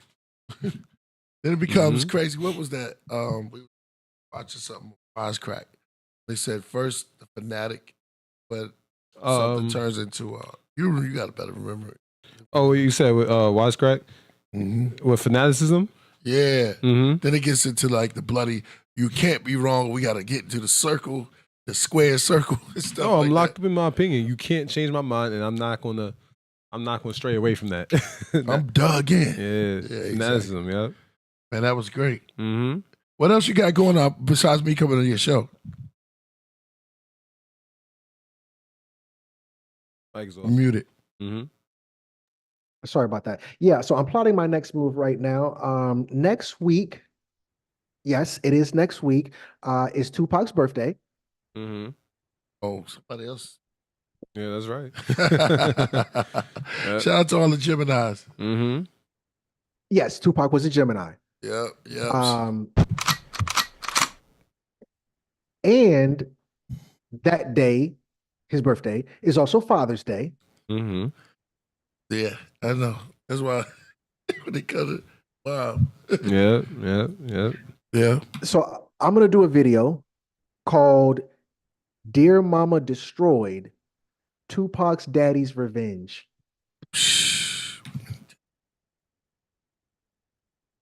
Oh, I got it. Yeah. It's a lot. It was a lot to take in. That's crazy. That's crazy, man.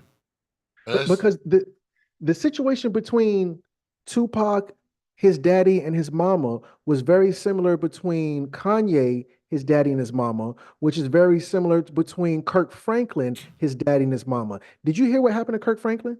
Nah. Mm-mm. Oh, yeah, with his son, right? Something happened. Kirk Franklin mama threw his daddy under the bus and had him hating his daddy for his whole life. And I thought it meant literally. Oh, damn. Oh, my bad. Then Kirk Franklin did a DNA test and found out the man he been hating his whole life ain't even his daddy. Damn. His mom was just Tatiana. So then Kirk Franklin brings her the DNA test, like, yeah, the man you told me was not crap, and he was a deadbeat, blah, blah, blah. It's not my daddy. You were sleeping with, two men at the same time. And Kirk Franklin, it's all on video. Kirk Franklin's crying and everything. It's very sad because she won't give her son closure. The DNA, and he got 2 DNA tests. He said, the DNA test was wrong. I was only sleeping with him. Like, bro, that's not my daddy. You had me hating this man. So then it turns out the guy who was his daddy, he was like, listen, if I knew you was my son, I would have been there and your life would have been so different. You wouldn't have had to go through whatever, blah, blah, blah. Well, it was the same situation with Kanye and the same situation with Tupac. Tupac mama told him his daddy name was Matulu. Mm-hmm. Matulu was not your daddy. Tupac mama said, you ain't got no daddy, your daddy dead. You do got a daddy and your daddy not dead. And Tupac don't even look like his mama. Tupac looked like his daddy. And Tupac made a song talk about how his brothers and sisters on his mama's side would pick on him because he ain't look like none of them. Tupac don't look like none of his brothers and sisters nor his mama, and he made a song saying how they picked on him about that. And I'm gonna go in for Father's Day on Tupac's birthday, Billy Garland's Revenge. Hey, just like a Gemini. Shout out to the Geminis, man. Two birth tests. See, Yo. two baby daddy tests. That's crazy. Geminis. That's fire. Man, that's crazy, man. That's yo, man. Like I said, it's been enlightened, man. It's gonna be a short because we just got back in town. So it's not gonna be a long show today. So we have to get to the music. We want to thank you for coming through, and you can stick around if you want. But ladies and gentlemen, the great Crumb. Yo, that's crazy because you chose to name the smallest amount that you could get, and you dropped so much jewels. You know what I'm saying? Crumbs. You know what I'm saying? Thank you again. I'm humbled. I'm honored. I'm grateful. I want to tell the family, please, please, please smash that like button. Hit that subscribe button. Also, family, throw in a super chat on my behalf, please and thank you. Yeah, throw some super chats. It's also good because when you walk in a path, you usually will follow the crumbs. Yeah. You know what I mean? That's dope. Yeah, that's dope. He's kind of leading you down the rabbit hole, too, in a certain way with his crumbs of knowledge. If you get lost, follow the crumb. So many things. Come on, man. Make sure you hit that super chat, that like. That was very insightful. I want to say delightful. Word, 99 Champ says, thank you, Crumb. All right, AD, let's move on to the music. All right, you ready? Let's go. For promotions, you send in your music, we play it live on the show for Killah Priest and the world to hear. And let me say this too, with Crumb, we get Crip Jesus, Crip Jesus through, and also Lil Da Vinci. They all know each other, man. That's real. That's real. You know, that's network connections, everything like that. So that's dope. That's fire. Yeah. Yeah. It's like we got, like John Newsom said, it's like a big ecosystem. Ecosystem. Ecosystem. Yeah, you know what I mean? Everybody knows go. somebody. You know what I mean? Yeah. Yeah, all right? Yeah, all right. Just go. Word. All right. Our first submission is by an artist named. Hold on, I'm hitting refresh. Yeah, support Crumb channel. That's right. Yeah, the link's in the description. He's so cool. He said support this channel. Yeah, support both. Both of them. That's right. Both BOFUM.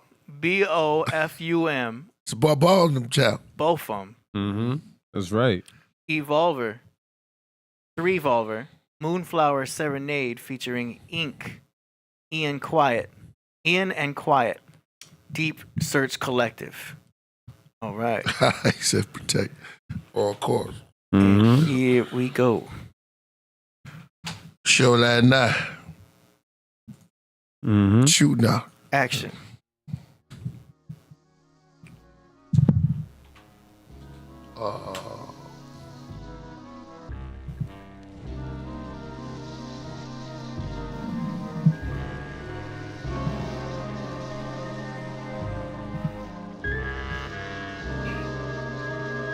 Who's this? 3 Volver.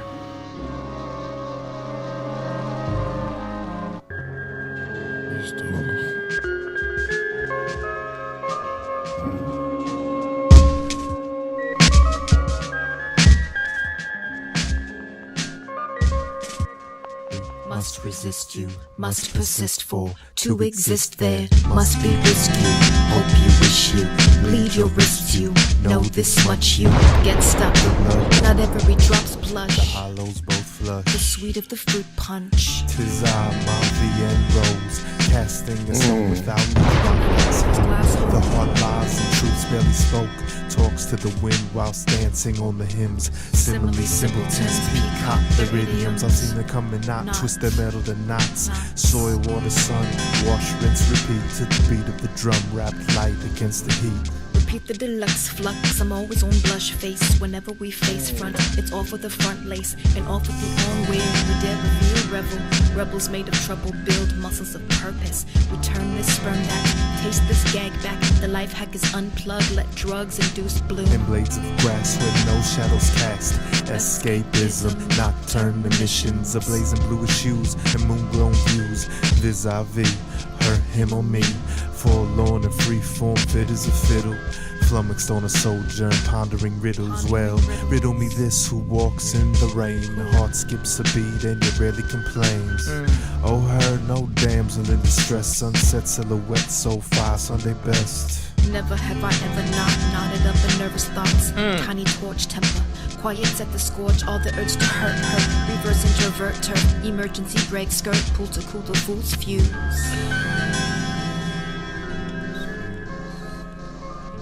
Put something together that'll water into wine. Sped up to slow down as we take our time. Hot under the collar, cool over coals. Cold shoulder roller as the eve unfolds. The sheets form mountains, the pillows plateau. Forms fold in pleasure and the moonbeams glow. So it goes as the light rain falls. Put up in our ease and the hum of it all. Why set pace to a rapid clock? Tick and talk for deep beyond. Dim, dark, obscure. No cure in the manure. Let us stick in Merwood. Bird song in the pro show. I prefer my seas warm. Not a list, my boom chamber. I could make a bad brainer, but I love the brain game. Mensa, extra, sense 8, sense 8. We child, we walked in denial. Talked in coded bars and made pictures of the stars. We've come so far just to walk away again. Strolling the dew where heaven's before a few brief moments. I insist you, must resist you, must persist for. To exist there, must be risk you. Hope you wish you, bleed your wrists you. Know this much you, get stuck. Good luck. Not every drop's blush. The hollows both flush. The sweet of the fruit punch. The hollows both flush. The sweet of the fruit punch. The hollows both flush. The sweet of the fruit punch.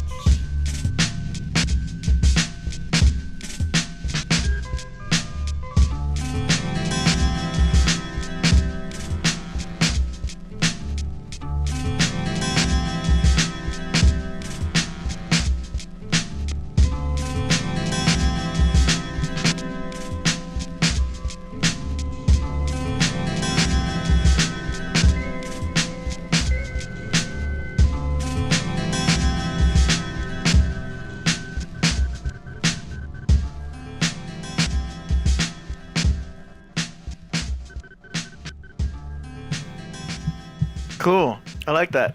I like that vibe. Yeah.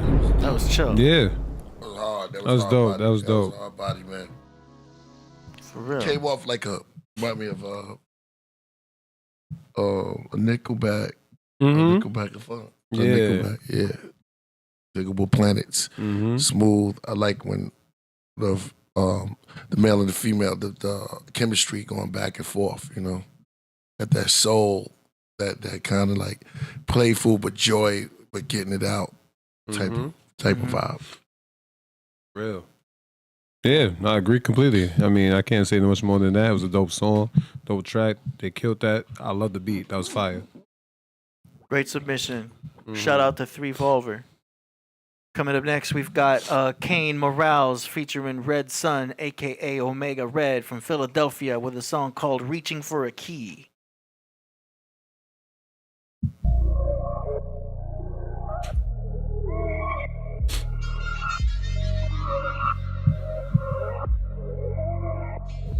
It's been 4 score, but I'm back to finish it. Brief like the sentences, pop mic, my penmanship. I write this for niggas that's like she gon' miss, but I'm lit. like I'm Molotov. Niggas salute me like a Nazi in the Holocaust. But I'm anointed like a preacher with the holy cloth. A dreamer like Joseph, but they sold him off. Betrayed by your brothers, that's the only cost. You showing off, still he was made right hand to the king. Lil' nigga slaughter armies with a sling. Biblically, you finna see the penalties and plenty fees of sleeping on this house of reps contingency. These niggas just talk, it ain't facts. Swear they spit fire, but they wouldn't strike a match. From a distance, they don't like close contact. These niggas thought that we was gon' backtrack. Fuck woke that. Up, sleeping giant, scared of what I'm gon' be. Niggas talk a lot of shit, but that's at the alley. Got my riches in order, cause I'm gon' live free. And I'm headed for the top, like I'm reaching for a key. The word is key. Like I'm reaching for a key. I'm in the twilight zone. Like I'm reaching for a key. If keys can talk, I'm the skeleton key. I'm every hustler's dream. Key scheme, what's the key of life? Money, power, respect, dream catchers team. Keynote, can you handle the sunbeam theme? When I jump up on stage, the queen scream. I talk to the group because communication is key. She asking me questions like, are you okay? Sound like Philly. I love my fans, I'm falling if I ain't got you, Alicia Keys. I love my haters trying to find my downfall. I'm the upgrader. It's like a 1-year-old trying to find a key on Tomb Raider. Like got the key to the city. I lock doors tighter when I run out of holes. Keyboard, yeah, I'm that type writer. Get on board, you witnessing the best vacation flow Key West. I'm the keystone for the house of reps. Respect the foundation, endurance. And on a rainy day, I'm insurance. Keywords get out. Now remember what I just said, please. I tried to leave, then peep the setup when she ain't hand me the keys. Let's go. What the fuck is going on?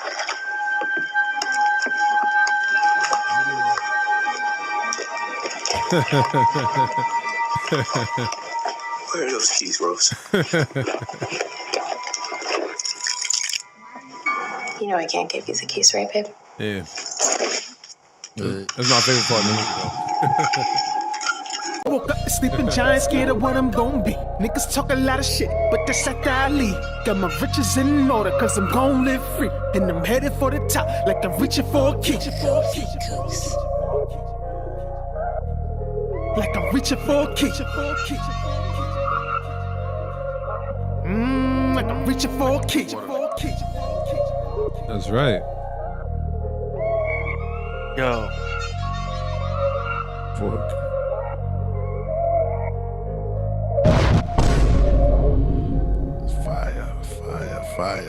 Fire and desire.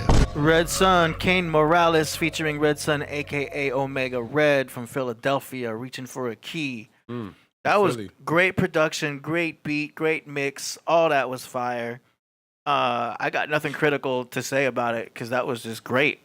That track is ready for the whole world. Yeah, I like that. That was dope. Came out 4 days ago. Hey, that was dope. Shout out to Philly. That was straight fire. Philly stand up. It's always yeah. Man. Not the Eagles though, but yeah, y'all did your thing, yeah. Nah, shout out to y'all. Dude, Red Sun came in with that too. 76. Yeah, it's always good to hear Red Sun, man, because he be spitting, man. He started as a battle rapper, but then he's like one of the few that can make that sound good on music too. He's got that real hip hop tone. Yeah. That was dope. Yeah. That Charlie in the building. That Charlie in the temple.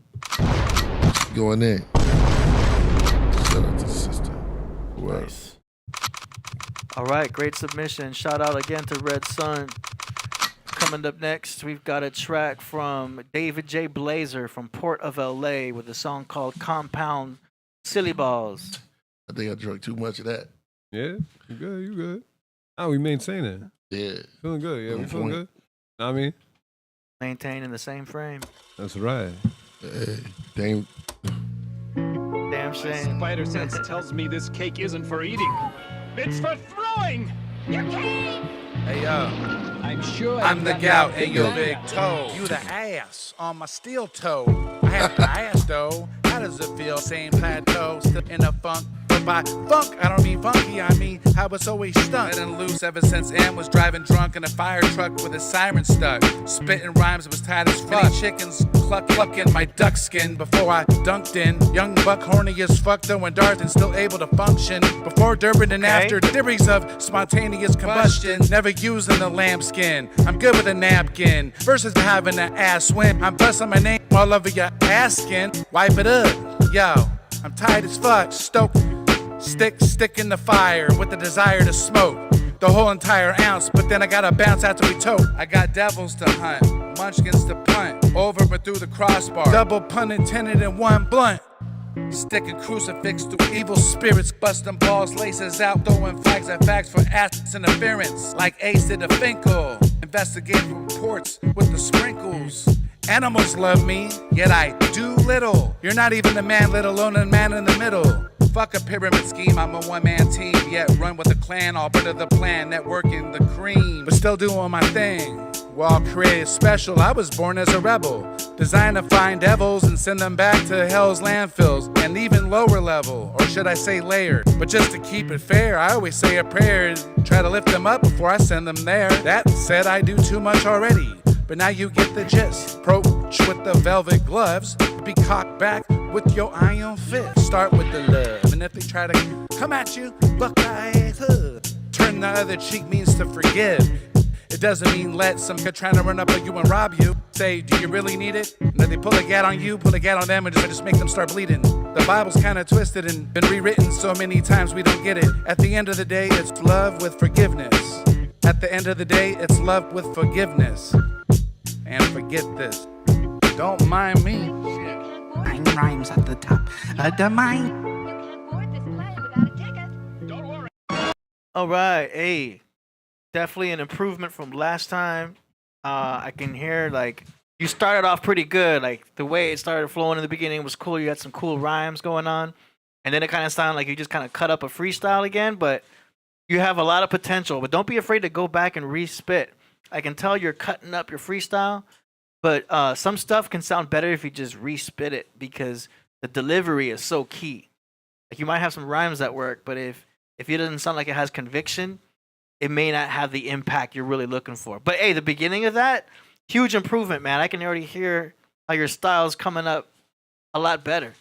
You know what I'm saying? So shout out to you for that improvement. What you think? Man, hey man. That's David J. Blazer. You know what I mean? I'm glad he's supporting, he's getting himself better. He's working on himself. And yeah, you know what I mean? I enjoy his music, you know what I mean? I find it very entertaining, and everybody's gonna laugh because he's freestyling the way he freestyles and the way he makes music. But keep doing your thing, man. Just keep doing how you want to do it and how you feel. You feel me? So it's coming out natural. So that's how I look at it. Josh. Yeah. Mm-hmm. All right. Let's keep it rocking. Next now we've got a track here from Oni Dakini with a song called Knucklehead. Hey.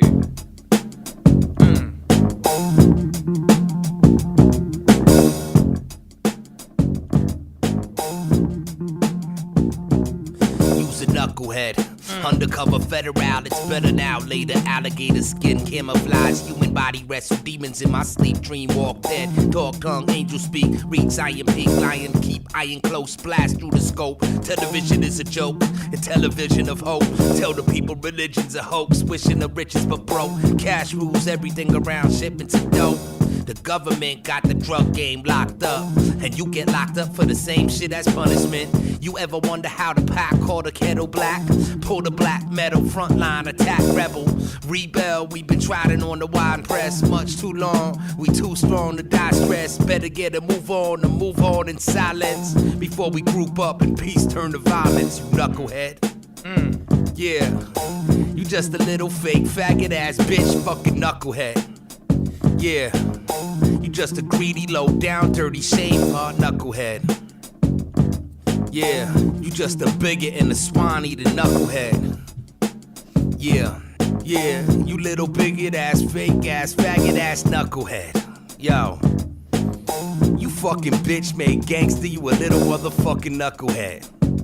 Yeah, you Democrat or Republican, what? You just a knucklehead.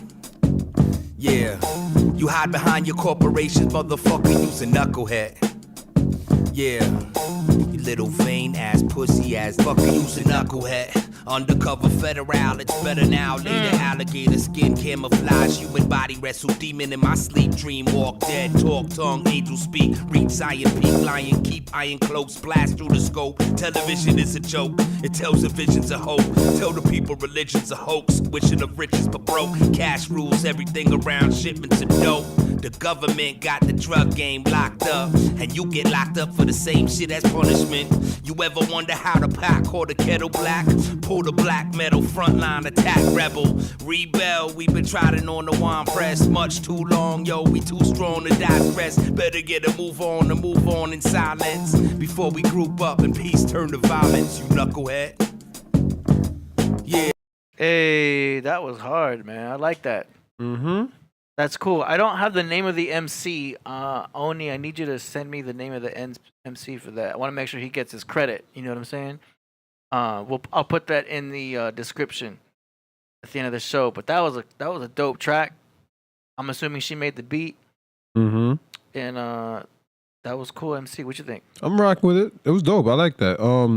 Trying to figure out that sound. I heard that sound before, but yeah, we both here because it's something that it's so familiar. It's so familiar. But yeah, I'm rocking with it. It was dope. You know what I mean? Shout out to him. You know what I mean? Shout out to Oni Dakini for giving us that. That was dope. Yeah. Mm-hmm. All right, next up now, we got a track submission from FG Postmortem from Long Island, New York, Orlando, Florida, with a song called Coffee and Cigarettes. Cool Ranch Doritos, produced by Sacramentals and DJ Wickstar. All right.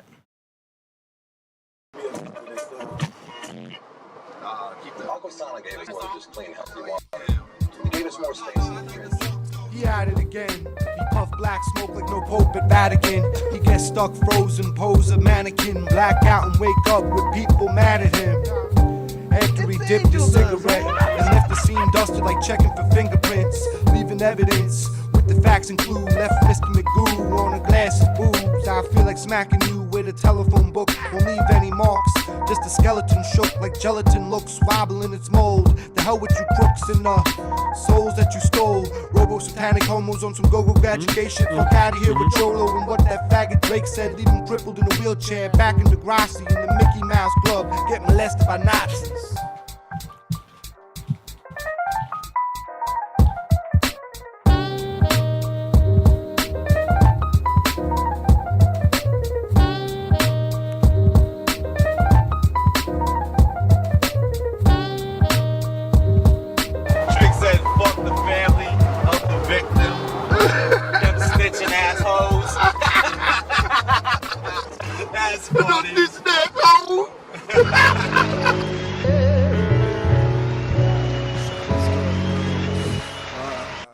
See a lot of dumb people with smartphones make you do flips, somersaults, and cartwheels. Keep trying to make this Mr. Grinch heart grow. Feels like you got a shit, but it's just a fart show. Call him peanut butter, he not jelly ho. I've been Hitchcock with the pot belly stove. Got illy flows, hot like Elios. Wish he was on VH1, pop-up videos. Now y'all prego teens in Jersey stores. Need to put some cream on your herpes sores. Y'all pre-cooked baby mustard, dirty drawers. While he keep it fresh like herbs stored in Gerber jars. Dumb my style down and just fucking murder all. Using big words you never heard before. But verbally murking fiends in the gerbil ball. While y'all bit more 16s than Nintendo 64. Okay. That was cool. I like it. I like the mix. I like the beat. I like the way it all sounded. It was a good feel. Some of the transitions into beats were kind of rough, but I mean that was probably on purpose. Priest thinks there's a microphone on the webcam, so that was him right there. But he said that was dope. He said that was real dope, yo. Well, all right. Nah, that was dope. I like, yeah, right. We already said that. So let me change it up and say this. That was hot. You know what I mean? That was fire. I like that a lot. You know what I mean? Gave us something very different. You know what I mean? Different sound. And I like that. That was fire. You know what I mean? Keep it up. Keep it up. Keep it up. You know what I mean? Yeah. Shout out to SG Postmortem, man. I like that sound. I like the jazzy flow too. Yeah. I really like that style of hip hop. Shout out to FG. Let's see. That might have been our last submission for tonight. Oh, yeah? Yeah. That's Priest in front of the camera. Yeah, right? Like just so y'all know what's going on. Right. So yeah, that concludes the song promotion segment. Shout out to everybody who submitted those dope tracks. If you want to submit for Wednesday's show, you can do so anytime at killerpriest.tv/song promo. Mm-hmm. Yeah. That's right. Yo, shouts to everybody that submitted today, man. Shouts to Crumb. This was dope, man. This was fire. As you see my dad coming in the background. Everything's all good. You know what I mean? This is fire. I'm glad to be back. You know what I mean? Had a great time out there in Vermont. It was fire. Had a good time. You know, I turned 28, so now I'm 28 now, yeah. I'm a whole new age out here now. You know what I mean? This is my first show. This is my first show with my new age, you know what I mean? You know, it's like wine, you know what I mean? How you like stay in the castic for a little bit. You know, you taste a little bit better. You know what I mean? So I give y'all a little flavor, you know, I'm a little aged now. Next level. I mean? Yeah, but it's you know, hey, listen, it sounds good, it feels good. It's that fine wine. You know what I mean? It's that fine wine. So, you know, that's what I do. Shout out to Crumb though. That was I love that presentation he did. That was dope. Yeah, it was fire, man. Mm-hmm. Crumb always come set us on fire. Yeah. It made me feel no sound. Show him play the WhatsApp. Mm-hmm. Okay. Real quick. No sound though. That was Second. Cats drop knowledge. It hasn't come in yet. Oh man, it's taken away from us. Yeah, it's coming in. Nah, it's gonna come in. Just give it a check. No, you should check it. You gotta take it nice and slow, you know. Nice and Yeah. slow. Put a movie on. And you know, just that one came sit in back in the there, Here we go. Yeah. We gotta come back when we go Here you go. and come back. This what you want to show? Hey, that's how I was feeling today. Yo. Damn. That's how much coffee you had, huh? Yeah. I was like this on my coffee. Filling it up. Don't care about nobody. Yo. You know what I mean? Damn. Nah, man. Not off that caffeine. Yeah, he on some Let's go. amphetamines. Let's go. He's on something. That looks like that's probably prescription medication. Happy birthday, y'all Geminis. I feel like that's how you feeling. That's Solomon after the game with the ball. Oh yeah, shouts to Boston, man. Yeah. Boston. Shouts to Boston, man. I give y'all that, you know. This is fire. You know, we on game 3 now coming up. We up 2-0. In my opinion, this is our season, so you already know how I feel. I'm gonna be biased. I'm gonna say it right now. You know what I mean? I think we get it done in 5. I think I'm feeling that confident now, y'all. Feeling that confident after I saw a game. Cause I ain't gonna lie. I was a little worried because we playing a player that I believe is one of the best players in this game right now. So I'm glad that, you know, to say that, you know, Dallas showed up. You know, they doing well. We still gotta beat them in Dallas, so I'm pretty sure we gotta get that over. You know what I mean? But hey, look, listen, I've been saying this for them forever. Now we got Pacers done in 4, and we got the Heat done in 5, right? Remember my theme this whole season has been 5, right? Look, man, feeling good. So catch you there. This is SoloGems with I got sports. Yeah, I feel good though, y'all. Like it's our season, man. Even though this is the wrong sport, but we take it though. It's all good. It's all good. Nah, it's all right. We talking about you know, the NBA. Countdown. That's the AD don't know nothing about sports. It's okay, AD. It's all right. It's fine. You know, we here to make it happen. But look. My bad. The Cancers are playing the Aries this week. Oh, word? Yeah. The Cancers playing the Aries? Shit, I put my money on the Aries. Yeah, Aries got exactly. that? I didn't know about it then. Oh, to he said the Cancers playing the Aries. National 12 Zodiacs. Oh, we got to do one of those, AD. And we're back. And we're back live with all the Zodiac signs. Man. Hate to hear, but what up? So you got another? Do I got anything? Man, yo, listen, y'all. Feel free, feel love, feel peace. Do your thing. You know what I mean? Feed positivity in this world. Keep spreading love, and yeah, man, just live life to the fullest. Shout out to y'all. New album in August. Come on. Let's get out of here. you ever cut him? Waxes, right?